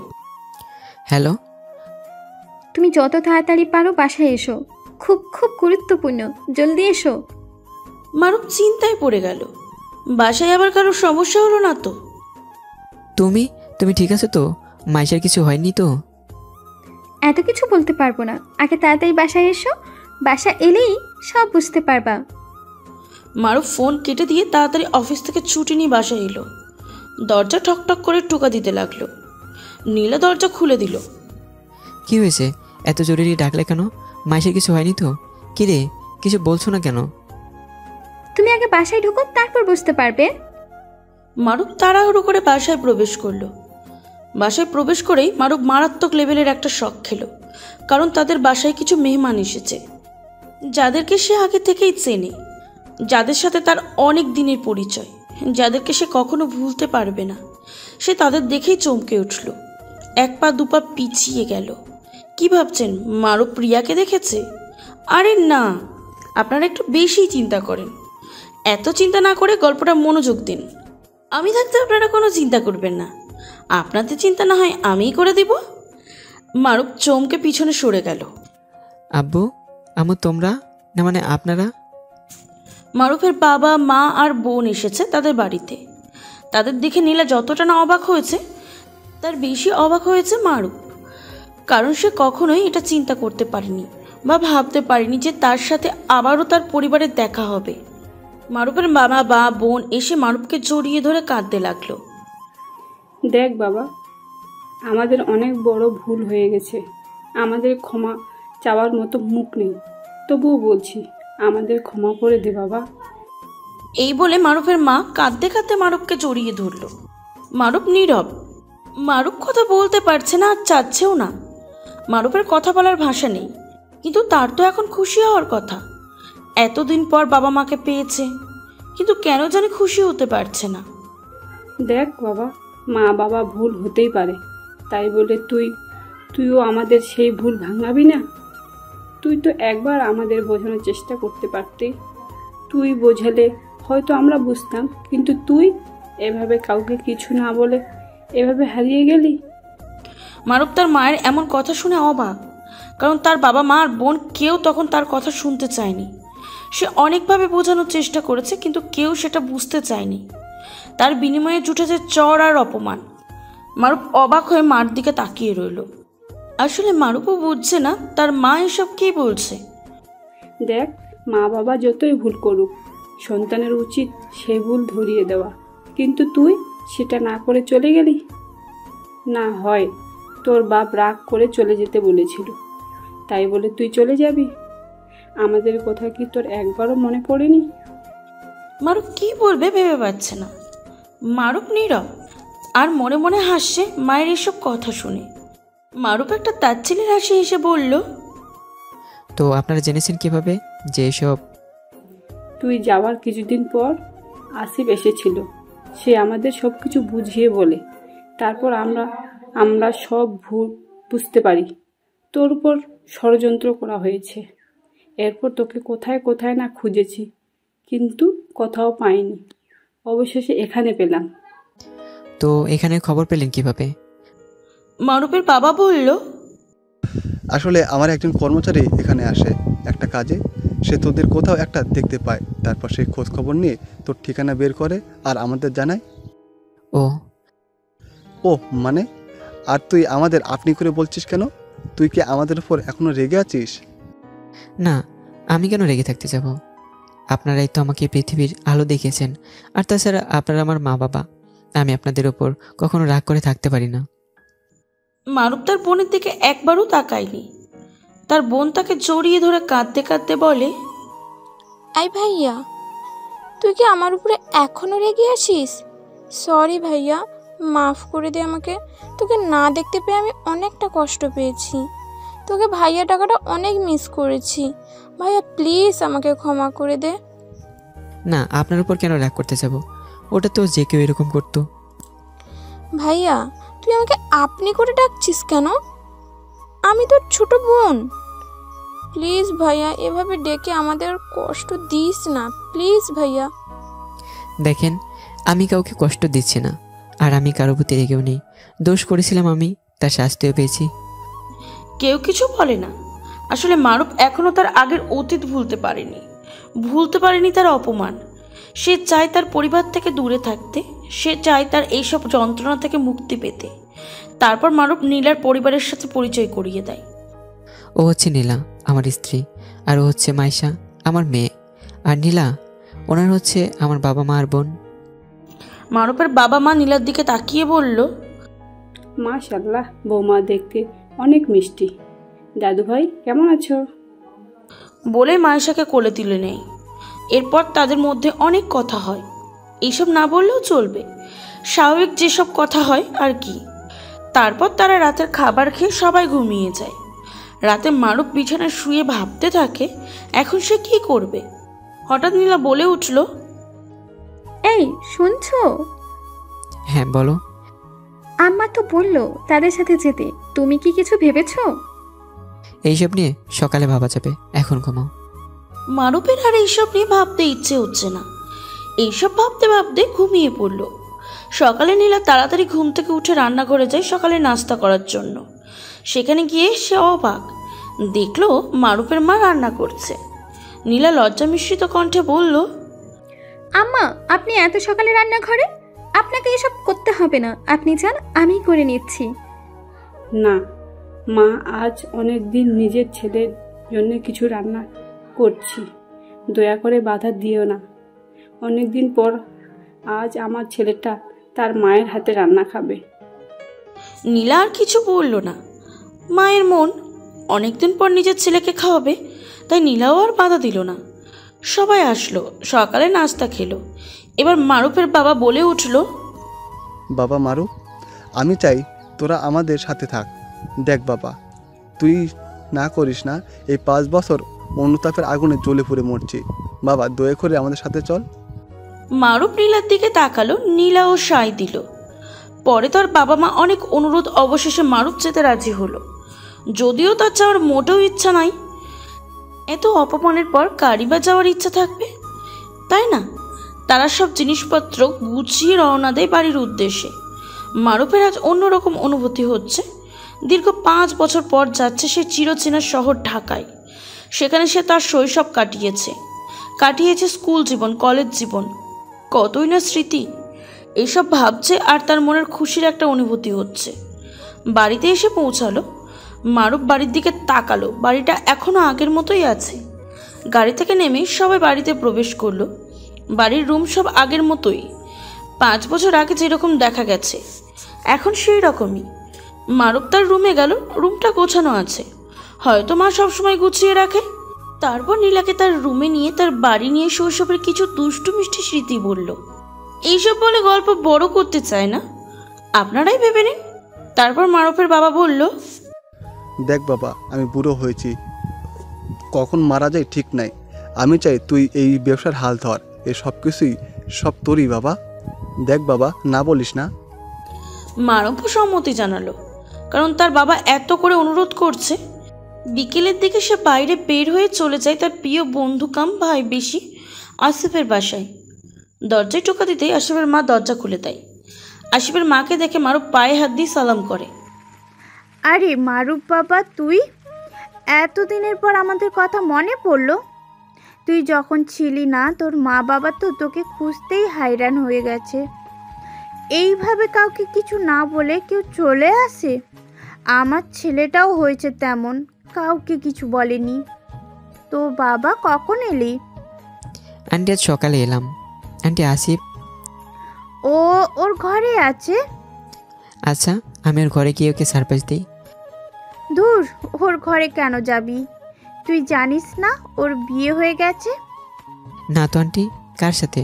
ও তো আমাকে কিছু বলেনি। দেখলেই চিনতে পারবি। আর কেউ যদি তার ফোন বন্ধ রাখে, কারোর সাথে কোনো সম্পর্ক না রাখে, তাহলে খবর দিব কেমনে? Sorry aunty. আচ্ছা তুই বস, আমি আপিসকে ডেকে দিচ্ছি। আসিফ আসলো। আসিফ দেখলো তার প্রিয় বন্ধু মারুফ এসেছে। আসিফ তার আবেগ সামলাতে না পেরে মারুফকে জড়িয়ে ধরে কেঁদে দেয়। তার ছোটবেলার বন্ধু। আর থেকেও বড় ব্যাপার হলো, মারুফের বন্ধু নয়, বরং নিজের আপন ভাই মনে করে। মারুফ সব সময় তার বিপদে পাশে থেকেছে, এখন বন্ধুকে কি ভোলা যায়? আসিফ কান্না জড়িত কণ্ঠে বলল, কিরে, এতদিন পর আমাকে মনে পড়লো বেঈমান? আরে ভাই, তোর কথা আমার সবসময় মনে পড়ে। আচ্ছা দোস্ত, তুই নাকি বিয়ে করেছিস? হ্যাঁ, তাকে তুই চিনিস? আমি কিভাবে তোর বউকে চিনতে যাব? কেন? এরপর আসিফ তার বউকে ডাকলো। আসিফের বউ দেখে তো মারুফ অবাক। আরে নীলা, তুই? আরে এই নীলা নায়িকা নীলা না, এটা হলো আসিফের প্রেমিকা। তারা একই ভার্সিটিতে পড়তো। নীলা মারুফের বন্ধু ছিল। এক নাম অনেক জনের থাকতেই পারে, এতে অবাক হওয়ার কিচ্ছু নেই। আপনারা একটু বেশিই ভাবেন। তাহলে তোরা শেষ পর্যন্ত বিয়েটা করে নিলি? আরে ভাই, কি করব বলো, এই নীলা এত চাপ দিচ্ছিল, তাই আর চাপ সহ্য করতে পারিনি, তাই আর কি। এরপর তারা অনেক হাসি ঠাট্টা করলো। তারপর রাতের দিকে মারুফ বাড়ি চলে এলো। বাড়ি এসে রাতের খাবার খেয়ে নীলা আর মেয়েকে বুকে চড়ে ধরে ঘুমের জগতে হারিয়ে গেল। তারপর মারুফ সকালে উঠে তার অফিসে চলে গেল। কার্যক্রম সব ম্যানেজার থেকে বুঝে নিল। এইভাবে কাজ করতে করতে অনেক দিন চলে গেল। একদিন হঠাৎ ঘটলো একটা ঘটনা। মারুফ তার পরিবারের সাথে দুপুরের খাবার খাচ্ছে, এমন সময় কলিং বেলের আওয়াজ। সবাই অবাক, কারণ এই সময় সচরাচর কেউ আসে না। নীলা কি দরজা খুলল। যে ব্যক্তিটা ঘরে প্রবেশ করলো তাকে দেখে সবাই অবাক, কারণ যে ব্যক্তি ঘরে প্রবেশ করলো সে আর কেউ নয়, রিয়া। রিয়া ভিতরে প্রবেশ করেই মারুফকে জড়িয়ে ধরলো আর বলতে লাগলো, দেখো মারুফ, আমার অনেক বড় ভুল হয়ে গেছে, আমাকে মাফ করে দাও। আসলে আমি বুঝতে পারিনি, এখন বুঝতে পারছি। তুমি চলে যাওয়ার পর আমি তোমার শূন্যতা অনুভব করেছি। আমি তোমার করা বিরক্তগুলো মিস করেছি। তোমায় আমি ক্যাম্পাসে কেন যেন খুঁজে বেড়াতাম, বুঝতাম না কেন, কিন্তু এখন বুঝতে পেরেছি আসলে আমি তোমাকে ভালোবেসে ফেলেছি। I love you Maruf, I love you. সবাই চমকে গেল, কারণ এইসবের জন্য কেউ প্রস্তুত ছিল না। মারুফ খেয়াল করলো রিয়ার নেতা বাবা আর সেই গুন্ডা ভাইও সাথে আছে। মারুফ নীলার দিকে তাকালো। নীলার মুখ মলিন। মারুফ বলল, দেখেন, আমি আপনাকে আর ভালোবাসি না, আমি আপনাকে এখন সব থেকে বেশি ঘৃণা করি। আর জেনে রাখুন, আমি বিবাহিত, আমারও একটা মেয়ে আছে, তাই আপনাকে বলছি আপনি এখান থেকে চলে যান। রিয়া অবাক। তুমি না আমাকে ভালোবাসো, তাহলে আজ ভালোবাসা কোথায় গেল? এই হলো তোমার ভালোবাসার নমুনা। আমার না হয় একটু ভুল ছিল, কিন্তু তাই বলে। দেখেন, একটা কথা বলি, যে কোনো জিনিসের মূল্য সঠিক সময় দিতে হয়। আপনি যদি আজকের খাবার আজকে না খেয়ে 1 বছর পরে খান, তাহলে কি আপনি বেঁচে থাকবেন? আর হ্যাঁ, আমি আগে হয়তো আপনাকে ভালোবেসে ভুল করেছি, কিন্তু আর না, আপনি এই মুহূর্তে বাড়ি ছেড়ে চলে যান। রিয়া নীলার দিকে তাকিয়ে বলে, এই মেয়ে, তুই কত টাকা চাস বল, আমি তোকে সব দিব, কিন্তু বিনিময়ে তুই আমাকে মারুফকে দে প্লিজ। মারুফ এই কথাটা সহ্য করতে পারল না। সজোরে রিয়ার গায়ে ঠাস করে চর বসিয়ে দিল আর বলল, আপনারা দয়া করে এখান থেকে চলে যান, আমি আর আপনাদের সহ্য করতে পারছি না। রিয়া মাথা গরম হয়ে গেল, কিন্তু সে কিছুই করেনি। তারপর রিয়া মারুফের কানের সামনে এসে বলল, দেখ, তুই কাজটা ঠিক করলি না। আমি তোর কি অবস্থা করি শুধু দেখ, তোর জীবনটা নরক করে দিব আমি। এইসব বলে হনহন করে সবাই চলে গেল। মারুফ চিন্তিত রিয়ার কথায়, কারণ এই মেয়েটা অনেক ভয়ঙ্কর। নিতার মেয়ে বলে কথা, যা বলে তাই করে। 2 মাস পর অনেক দিন কেটে গেল।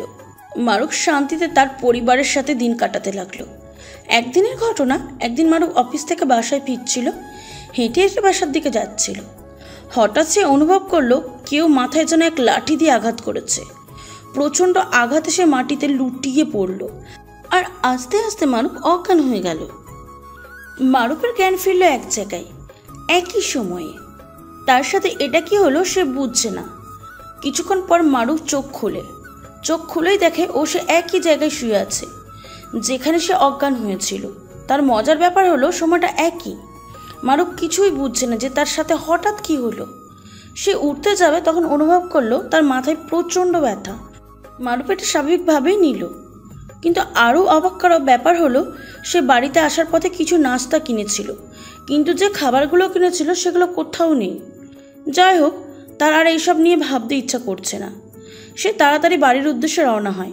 বাড়িতে পৌঁছিয়ে মারুফ আস্তে আস্তে হেঁটে মাথায় যন্ত্রণা নিয়ে কোনো রকম বাড়িতে এসে গেছে। ও যেন হাঁপ ছেড়ে বাঁচল।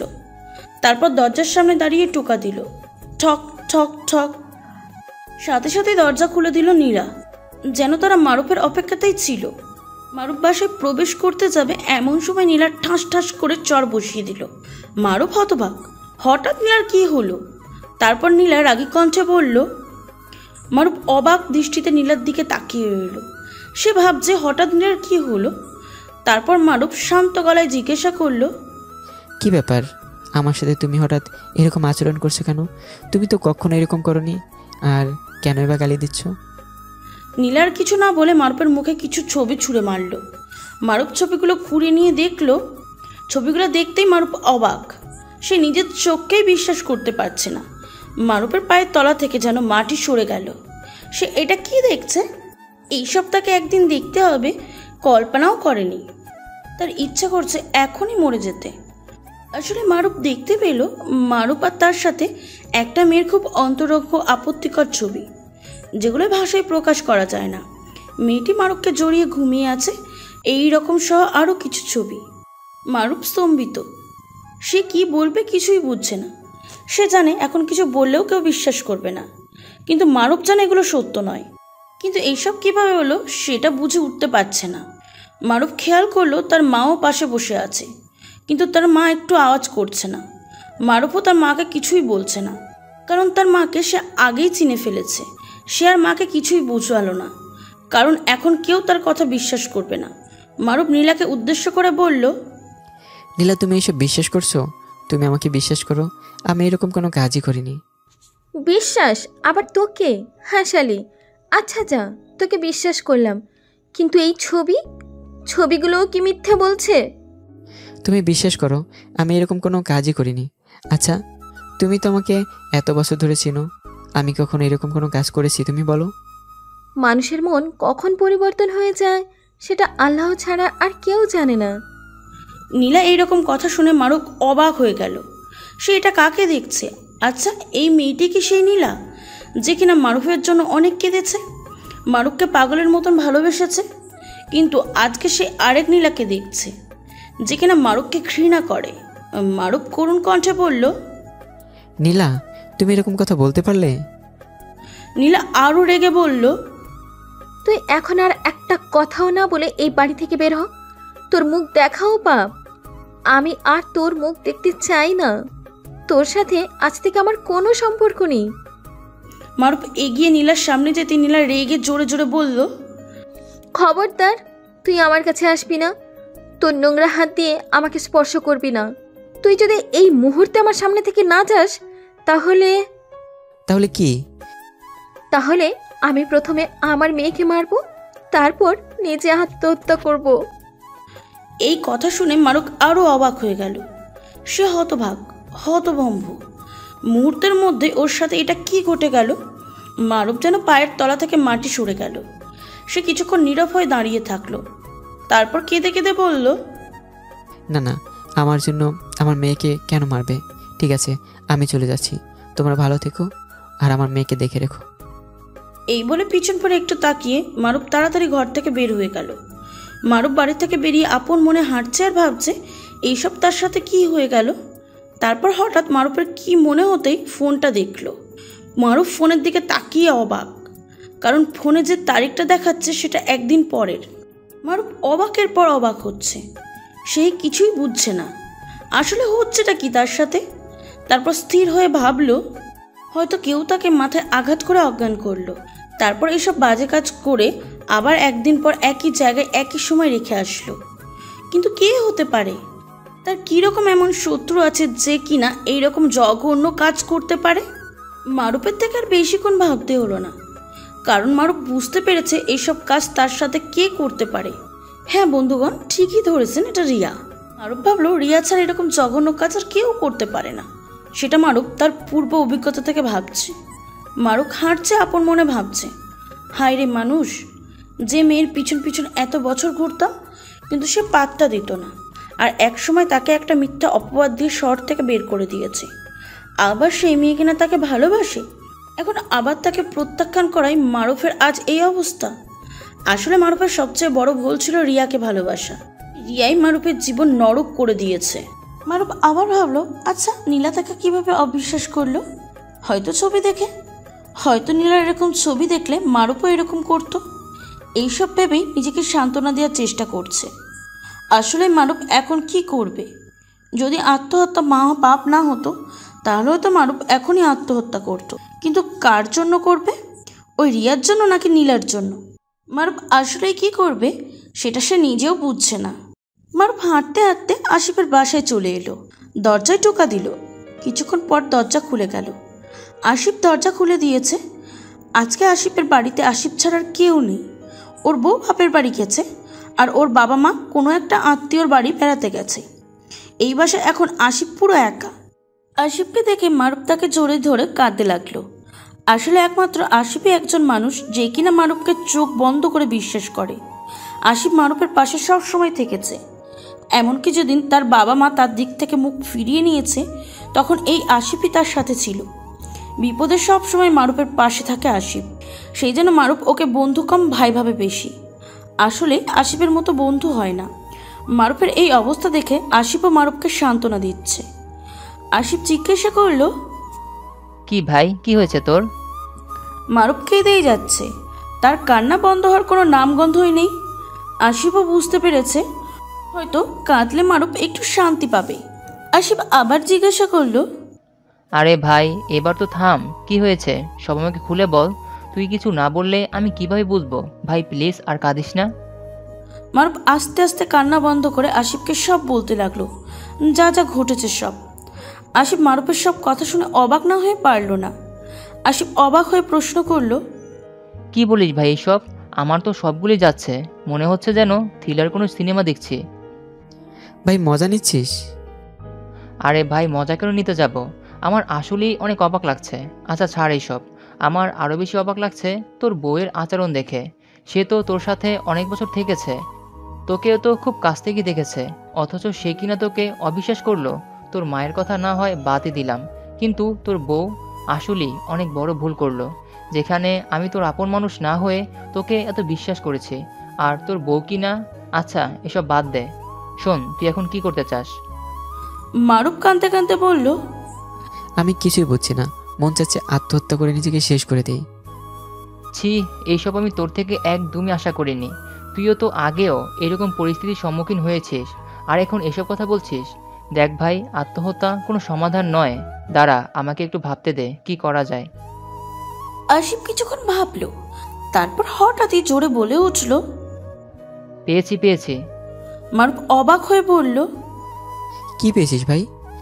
তৎপর আশিক শান্ত গলায় বলল, শোন, আমি তোকে আপন ভাই মানি, আর তুই আমাকে আপন ভাই মানিস, তাই না? হ্যাঁ অবশ্যই, আমি তোকে ভাইয়ের মতো না, ভাই মানি। শোন তাহলে তুই বল, আমার কথা রাখবি? আচ্ছা বল, যদি রাখতে পারি তাহলে অবশ্যই রাখবো। আরে তুই পারবি। আচ্ছা রাখবো, বল। শোন ভাই, তুই আপাতত আর এই দেশে থাকিস না, তুই বিদেশে চলে যা।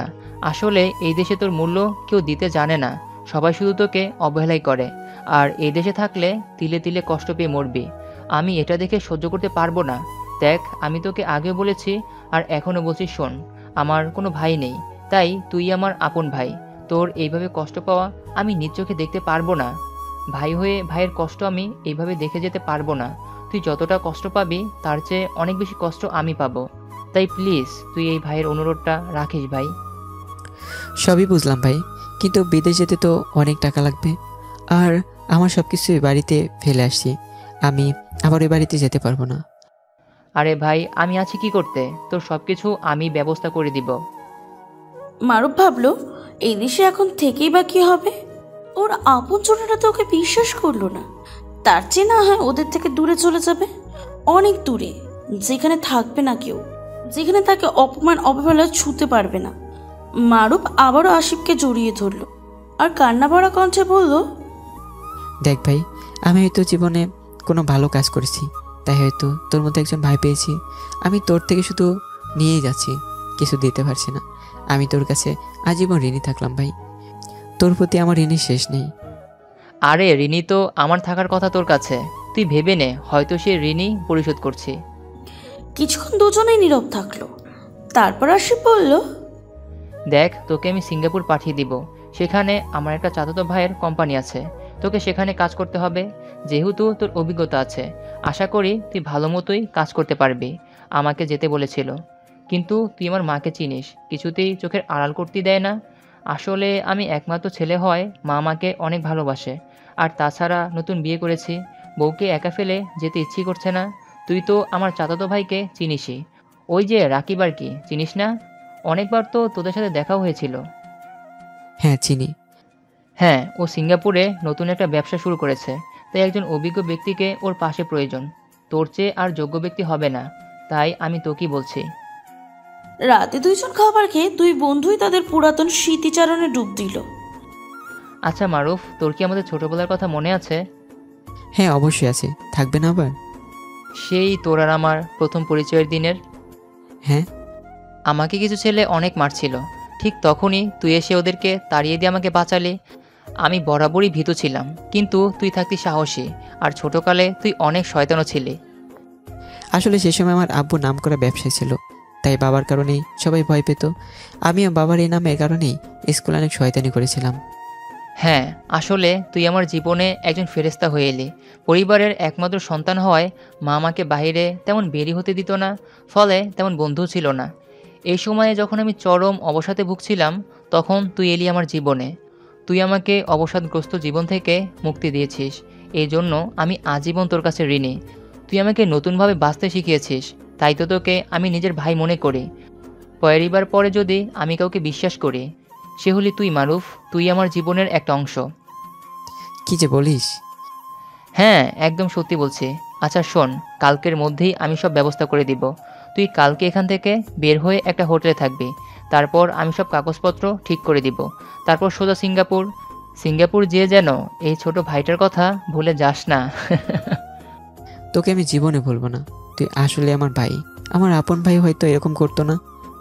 সব কাগজপত্র ঠিক করে মারুফের সব কিছু প্রস্তুত। আসিফ মারুফকে এয়ারপোর্টে এগিয়ে দিতে গেল। কিছুক্ষণ আসিফ মারুফকে জড়িয়ে ধরে কান্না করলো। না জানি আবার কত বছর পর দেখা হয়। যথারীতি বিদায় পর্ব শেষ হয়ে মারুফ বিমানে উঠে গেল। বিমানে বসে মারুফ ভাবতে থাকলো, নীলা বোধহয় মারুফকে ডিভোর্স দিয়ে নতুন কাউকে বিয়ে করবে, আর মারুফের মেয়ে মায়েশা হয়তো অন্য কাউকে বাবা ডাকবে। হয়তো আর নিজের মেয়েকে দেখা হবে না মারুফের, হয়তো তার মুখ থেকে কোনোদিন শুনবে না বাবা ডাক। এইসব ভাবেই মারুফের চোখ থেকে কিছু অশ্রু গড়িয়ে পড়ল। মারুফ যথারীতি সিঙ্গাপুরে এসে গেল। নতুন দেশ, নতুন শহর। মারুফের জন্য রাকিব এয়ারপোর্টে অপেক্ষা করছে। আরে মারুফ, তোর কি অবস্থা? হ্যাঁ ভালোই আছি, কিন্তু তুমি আমাকে চিনলে কি করে? তুই কি ভুলে যাচ্ছিস? ছোটবেলায় আগে আমরা অনেকবার দেখা করেছি, আর আমি যা একবার দেখি সেটা সহজে ভুলি না। আসলে আসিফ রাকিবকে মারুফের ব্যাপারে সব বলেছে, আর তাছাড়া রাকিবও মারুফের ছোটবেলা থেকেই চেনে। যখন আসিফদের বাড়িতে বেড়াতে যেত, তখন মারুফের সাথে দেখা হতো, সেই থেকে ওদের বন্ধুত্ব। কিন্তু বড় হবার পর মাঝে তাদের মধ্যে তেমন দেখা সাক্ষাৎ হয়নি, আর তাই রাকিবও মারুফকে তার পরিবারের ব্যাপারে কোনো কিছু জিজ্ঞাসা করেনি। এভাবে মারুফ সিঙ্গাপুরে রাকিবের অফিসে ভালো মতোই কাজ করতে লাগলো, আর তাদের সম্পর্ক আরও গভীর হলো। মারুফ আস্তে আস্তে রাকিবের প্রিয় বন্ধু হয়ে উঠতে শুরু করে। আসলে মারুফের স্বভাবই এমন, সে যে কারোর সাথেই মিশতে সহজেই মিশতে পারে। এখন রাকিব মারুফের কথা ছাড়া একটা কাজও করে না। আসলে মারুফ ছিল অন্যরকম ছেলে, সে খুব সহজেই মানুষকে আপন করে নেয়, কিন্তু তার নিজের পরিবারের মানুষ তাকে চিনল না। আচ্ছা আসি এদিকে নীলার খবর নিয়ে। নীলা মারুফের এই কাজ কিছুতেই মেনে নিতে পারছে না, সে বিশ্বাসই করতে চাইছে না স্বামী বলে কথা। আর তাছাড়া তাদের 5 বছরের সম্পর্ক। তাই নীলা ঠিক করলো এই ছবির আসল রহস্য বের করবে। নীলা পরের দিন গেল আসিফের বাড়িতে, কারণ নীলা ভেবেছে আসিফের বাড়িতে হয়তো মারুফ থাকবে। কিন্তু গিয়ে সে অবাক হয়ে যায়, কারণ সেখানে মারুফ নেই। আসলে নীলা মারুফ থেকে সত্যি তা জানতে এসেছে, কিন্তু মারুফ সেখানে নেই। আশিস সব কিছু নীলাকে বলল। নীলাও এতক্ষণ পর বুঝতে শুরু করেছে এটা ষড়যন্ত্র ছিল, কিন্তু এটা বুঝতে নীলার অনেক দেরি হয়েছে। সেই মুহূর্তে মারুফ আর এই দেশে নেই। আসলে ভাবি, আপনি মারুফকে কীরকম চিনেছেন আমি জানি না, আপনি ওর একেবারে কাছের মানুষ। কিন্তু শুনেন ভাবি, আমি বলি আপনাকে, আমি কীরকম মারুফকে বিশ্বাস করি। আমার সামনে যদি মারুফ কাউকে খুনও করে না, তাহলেও আমি কখনো সেটা বিশ্বাস করব না যে খুনটা মারুফই করেছে, বুঝেছেন? আর এটা তো শুধু একটা ছবি। মারুফ আমার ভাই, আর আপনি তার অর্ধাঙ্গিনী। এত বছরেও আপনি মারুফকে চিনতে পারলেন না, এটা আপনার দুর্ভাগ্য। আপনারা তো তার সাথে সব সম্পর্ক নষ্টই করে দিয়েছেন, এখন আবার আমার কাছে এলেন কেন? দেখেন ভাইয়া, আমি আমার দোষটা বুঝতে পেরেছি। প্লিজ একবার তার সাথে যোগাযোগ করিয়ে দিন, মাত্র একবার। দেখেন ভাবি, আমি বলতে পারবো না ও কোথায়। আপনি যদি ওকে প্রকৃত ভালোবেসে থাকেন তাহলে ওর জন্য অপেক্ষা করবেন। আমি চাই না ও আবারও দেশে ফিরে এসে অপমানিত অবহেলিত হোক। আমি ওকে আপন ভাই ডেকেছি। আপন কথাটার অর্থ কি বোঝেন আপনি? নীলার মুখটা মলিন হয়ে গেল। নীলার কিচ্ছু বলল না, কী বা বলবে। সত্যি তো নীলা তো মারুফকে সবচেয়ে আপন, কিন্তু ভুল কেন বুঝলো সে? নাকি নীলা এখন মারুফকে ঠিক মতো বুঝে উঠতেই পারেনি? তারপর নীলা আর আসিফ অনেক খুঁজে সেই ছবির মেয়েটাকে বের করলো। তারপর ওর থেকে সব সত্যি জানলো। আসলে রিয়ার কথায় রিয়ার বাবা আর ভাই তাকে হুমকি দিয়ে কাজ করতে বাধ্য করেছে। ওরা বলেছে এই কাজটা না করলে নাকি ওরা ওকে মেরে ফেলবে, তাই সে ভয়ে রাজি হয়েছে। সে মারুফকে কোনোদিন দেখেনি, সেই দিনই প্রথম অজ্ঞান অবস্থায় দেখেছে। নীলা ওর কথা শুনে একটি শান্তি পেল যে মারুফ নির্দোষ ছিল। কিন্তু নীলা ভেবে নিল ও রিয়াকে ছাড়বে না। কিন্তু ওরা খবর নিয়ে জানতে পারে নীলা বিয়ে করে বিদেশে চলে গেছে, আর বাকি রইল তার বাবা আর ভাই। এই 2 শয়তান অনেক ভয়ঙ্কর, তাই এদের সাথে না লাগাই ভালো। এদের বিচার না হয় আল্লাহই করবে। এবার আসি মারুফের কথায়। মারুফ এখন রাকিবের ব্যবসার পার্টনার হয়েছে, কারণ মারুফের অভিজ্ঞতার কারণেই রাকিব কোম্পানি দ্রুত অনেক লাভ করেছে। আর তাছাড়াও রাকিব মারুফকে অন্ধের মতন বিশ্বাস করে, তার কথা ছাড়া এক পাও ফেলে না। আসলে মারুফ ছেলেটা ওই রকমই। মারুফের জন্য অফিসে একজন অ্যাসিস্ট্যান্ট রাখা হলো। সেও একজন বাংলাদেশি মেয়ে, পড়ালেখার পাশাপাশি চাকরি করে। কিন্তু মারুফ ইদানিং লক্ষ্য করছে মেয়েটা মারুফের দিকে কেমন করে যেন তাকায়, যেটা মারুফের অস্বস্তি হয়। বুঝতে পারে মেয়েটা কেন এভাবে তাকায়, কিন্তু কিছুই বলে না। সে ঠিক করে পরে এই নিয়ে আলোচনা করবে। একদিন লজ্জার মাথা খেয়ে মেয়েটি মারুফকে বলল, স্যার আপনাকে একটা কথা বলতে পারি? হ্যাঁ বলো। আপনার সাথে চলতে চলতে, আপনার সাথে কাজ করতে করতে কখন যে আমি আপনাকে ভালোবেসে ফেলেছি জানি না। তাই আজ আমি আপনাকে বলতে চাই আমি আপনাকে অনেক ভালোবাসি। দেখো, তোমার ভালোবাসাকে আমি সম্মান করি, কিন্তু আমার ক্ষেত্রে এটা সম্ভব নয়। তুমি আমার কথা ভুলে যাও। তুমি আমার থেকেও অনেক ভালো ছেলের যোগ্যতা রাখো, তাই বলছি আমাকে ভুলে যাও আর কাজে মন দাও। এই কথা শুনে হয়তো তোমার চাকরি এই মুহূর্তে চলে যেতে পারতো, কিন্তু কাজের প্রতি আমি সন্তুষ্ট থাকায় কিছু বললাম না। কেন স্যার, আমার মাঝে কি কমতি আছে? আর তাছাড়াও আমার বাবাও বাংলাদেশের একজন নামকরা ব্যবসায়ী। তো কি হয়েছে? নামকরা ব্যবসায়ী হলেই যে তোমাকে ভালোবাসতে হবে এমন কোনো কথা নেই। মারুফ কিছুক্ষণ চুপ থাকলো, তারপর বলল, শোনো, তোমাকে একটা কথা বলি। আশা করি কথাটা শোনার পর আর একটাও বাক্য ব্যয় করবে না। আমি বিবাহিত, আর আমার একটা মেয়েও আছে। ওর নাম মাইশা, বুঝলে? মেয়েটি থ মেরে অবাক দৃষ্টিতে মারুফের দিকে তাকিয়ে রইল। কিছু বলার ভাষা নেই তার। সে মনে করেছিল মারুফ এখনও বিয়েই করেনি, অথচ তার একটা বাচ্চা আছে। মেয়েটি আর কিছু বলল না, সে মলিন মুখে সেখান থেকে বের হয়ে গেল। এদিকে রাকিবের বিয়ে ঠিক করলো বাংলাদেশে। মেয়েটিকে রাকিব ভালোবাসে কলেজ জীবন থেকে, সে মেয়েকেই বিয়ে করবে রাকিব। রাকিব মারুফকে বলল, দোস্ত, এবার কিন্তু তুই আমার সাথে বাংলাদেশে যাবি। অনেকদিন বাংলাদেশে যাস না, এবার তোকে যেতেই হবে। না ভাই, আমি যাব না। দেখ, তুই যদি না যাস আমি বিয়েটাই করব না। আচ্ছা, আমি ফোন করে বলে দিচ্ছি। আচ্ছা ঠিক আছে, যাব। রাগ করিস কেন? অনেক জোরাজোরিতে অবশেষে যেতে রাজি হলো মারুফ। অবশেষে মারুফ সিঙ্গাপুর থেকে বাংলাদেশের উদ্দেশ্যে রওনা হলো। হঠাৎ মারুফ পুরনো কথা ভাবতে লাগলো। এসব ভাবতেই চোখ থেকে অশ্রু গড়িয়ে পড়ল। 5 বছর পর আবার নিজের জন্মস্থানে ফিরে আসছে সে। একদিকে যেমন একটা আনন্দের অনুভূতি মনে, অন্যদিকে সেই রকম কষ্টের অনুভূতি হচ্ছে। কিরে দোস্ত, কাঁদছিস কেন? আচ্ছা বুঝছি, দেখ কিছু চিন্তা করিস না, সব ঠিক হয়ে যাবে। মারুফ আর কিছু বলল না, চোখটা রুমাল দিয়ে মুছে নিল। অবশেষে দীর্ঘ 5 বছর পর মারুফ পা রাখলো বাংলাদেশে। পা রাখতে অন্যরকম অনুভূতি হতে লাগলো। এয়ারপোর্টে ওদের নিতে আশিফ এসেছে। আশিফকে দেখেই মারুফ জড়িয়ে ধরল। অনেক বছর পর নিজের প্রিয় বন্ধু কম ভাইকে দেখছে, তাই আর আবেগ ধরে রাখতে পারেনি। আশিফ মারুফকে জড়িয়ে ধরে বলল, কিরে শালা, নতুন বন্ধুকে পেয়ে এই ভাইকে ভুলে গেলি? আরে ভাই, তুই কি আরে ভাই, তোকে ভুলে যায়? যদি আমি সব কিছু ভুলে যাই, তোর কথা কখনোই বলবো না, বুঝলি? ঠিক আছে, আর তেল দিতে হবে না। তারা সবাই রাকিবের বাড়িতে চলে এলো। সেখানে সবাই বিয়ে নিয়ে ব্যস্ত। হঠাৎ মারুফ দেখলো আশিফ কাদের ফোন করে আসতে বলছে। কিছুক্ষণ পর দেখলো মারুফের বাবা মা বোন এসেছে। মারুফকে দেখে তার বোন দৌড়ে এসে জড়িয়ে ধরলো। মারুফের একটু শান্তি লাগছে, বোন বলে কথা। অনেক বছর বোনকে জড়িয়ে ধরেনি, কিন্তু কিছু একটা ভেবে ধাক্কা দিয়ে দূরে সরিয়ে দিল। কিরে ভাইয়া, এইরকম করছিস কেন? আমাদের কি ক্ষমা করা যায় না? আর এই সবে তো আমি নেই, আমার প্রতি রাগ দেখাচ্ছিস কেন? বাবা, তুই আমাদের উপর এখনো রেগে আছিস? আচ্ছা থাক, তোকে কিছু বলতে হবে না। এবার বাড়ি চল, বাড়িতে তোর জন্য একজন অপেক্ষা করছে।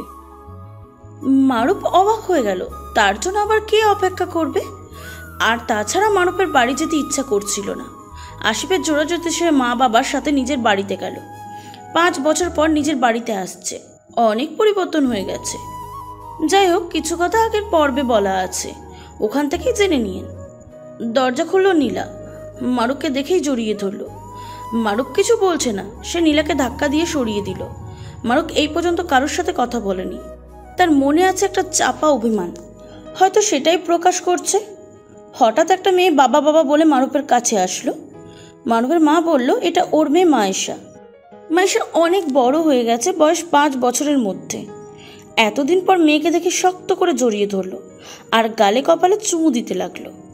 5 বছর পর নিজের মেয়েকে দেখছে, এই অনুভূতি মারুফ কাউকে বোঝাতে পারবে না।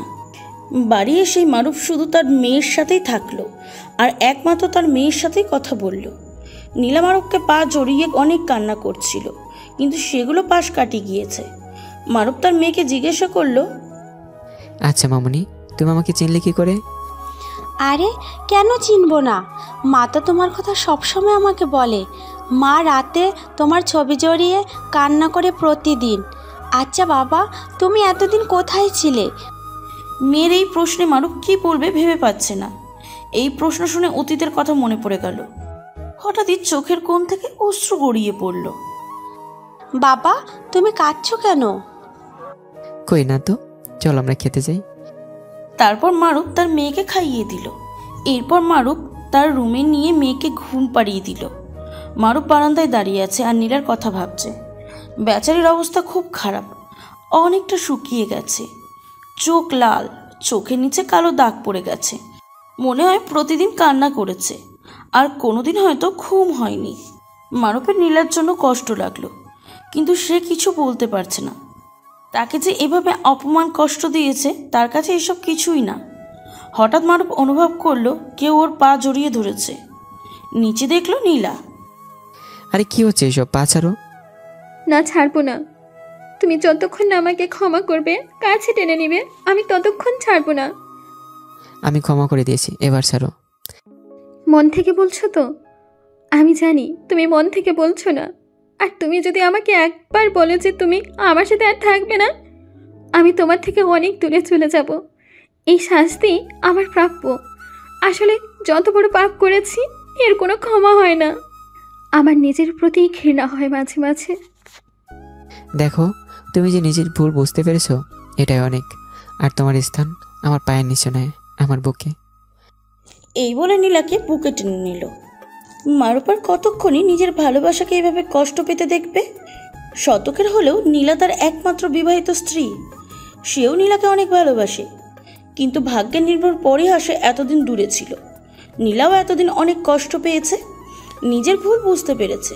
বেচারি এতদিন অনেক রোগা হয়ে গেছে, মনে হয় খাওয়া দাওয়া ঠিক মতন করেনি। এবার আসি রিয়ার ব্যাপারে। এদিকে রিয়ার বাবা যে পার্টির নেতা ছিল, সেখান থেকে সে কোনো একটা কারণে তাকে পদ থেকে বহিষ্কার করেছে। আর কোনো একটা দুর্নীতি মামলায় এখন সে জেলে। আর রিয়ার ভাই মাদক মামলায় আটক, তার কেস এখনও চলমান। আর বাকি রইল রিয়ার কথা, যার জন্য কিনা এত সমস্যা। সে কীরকম আছে অবশ্যই আপনাদের জানতে ইচ্ছা করছে, তো চলুন জেনে আসি। রিয়া 2বার বিয়ে করেছিল, আর 2বারই তার অহংকার আর বদমেজাজির জন্য তার সংসার ভেঙে গিয়েছে। আর এখন তাই কাউকে বিয়ে করতে চায় না, কারণ পুরনো ইতিহাস সবাই জানে। রিয়া থাকে ভাইয়ের সংসারে, এখন ভাই না থাকায় রিয়ার ভাবি তাকে যা তা বলে অপমান করে। কারণ তার ভাই থাকলে রিয়াও তার ভাবিকে অনেক নির্যাতন করেছে। আর এখন তার উল্টোটা, ঘরের সব কাজ রিয়া করে, যাকে বলে বিনা পয়সার চাকরানি। রিয়া অনেকবার আত্মহত্যার চেষ্টা করেছিল, কিন্তু প্রতিবারই বেঁচে যায়। হয়তো সৃষ্টিকর্তা চায় না রিয়ার এত সহজে মরুক, হয়তো দুনিয়াতে তার জন্য আরও শাস্তি ব্যবস্থা করেছে। আর সবচেয়ে বড় ব্যাপার হলো, রিয়া কখনো আর মা হতে পারবে না। একজন মেয়ের এর চেয়ে আর বড় শাস্তি কী হতে পারে? রিয়া মাঝে মাঝে ভাবে, তার এই অবস্থা কার জন্য? হ্যাঁ, নিজের জন্য। সে যদি মারুফের সাথে এরকম না করতো, তাহলে তো তার জীবনটাও আজ অন্যরকম হতো। সে যদি সেদিন মারুফকে অপমান না করতো, তার প্রস্তাব গ্রহণ করতো, তাহলে কি হতো? হয়তো নীলার জায়গায় আজ সে থাকতো। আসলে সে নিজের পায়ে নিজেই কুড়াল মারল। রিয়া মাঝে মাঝে ভাবে, মারুফের কাছে গিয়ে ক্ষমা চাইবে, কিন্তু সেই মুখ তো আর নেই। মারুফের কাছে গিয়ে সে কি বলবেই বা ক্ষমা চাইবে? মারুফের সামনে দাঁড়ানোর যোগ্যতা আছে তার? এখন রিয়া একজন ধার্মিক মেয়ে হয়ে গেছে। সে প্রতিদিন নামাজ আদায় করে। নিজের ভুল সে বুঝতে পেরেছে, কিন্তু অনেক দেরিতে। প্রতিদিন সে নিজের পাপের জন্য আল্লাহর কাছে ক্ষমা চায়। আসলে কি রিয়া ক্ষমা পাওয়ার যোগ্য? আর এদিকে মারুফ আর নীলা আবার আগের মতন সুখ শান্তিতে সংসার করতে লাগলো। এখন তাদের আর কোনো বাধা নেই। নীলাও প্রতিজ্ঞা করেছে সে মারুফের আর কোনো দিন ভুল বুঝবে না। মারুফও আস্তে আস্তে সবার সাথে সম্পর্কগুলো আগের মতন করার চেষ্টা করে। হয়তো সে সব সম্পর্ক আগের মতন করে ফেলবে। মারুফ এই জীবনে অনেক কিছু শিখেছে আর অনেক কিছু সহ্য করেছে। আর এইভাবেই নিজের ভালোবাসার মানুষের মধ্যে এক সুখীন গানচিল তার প্রকৃত সুখ খুঁজে নিল। তো বন্ধুরা, ফাইনালি গল্পটা শেষ হলো। কেমন হয়েছে কমেন্ট করে জানাবে, আর লাইক কমেন্ট করতে বলবে না। চ্যানেলটি সাবস্ক্রাইব করবে যারা যারা করনি, আর যারা যারা সাবস্ক্রাইব করেছো তাদেরকে অনেক অনেক ভালোবাসা। আল্লাহ হাফিজ।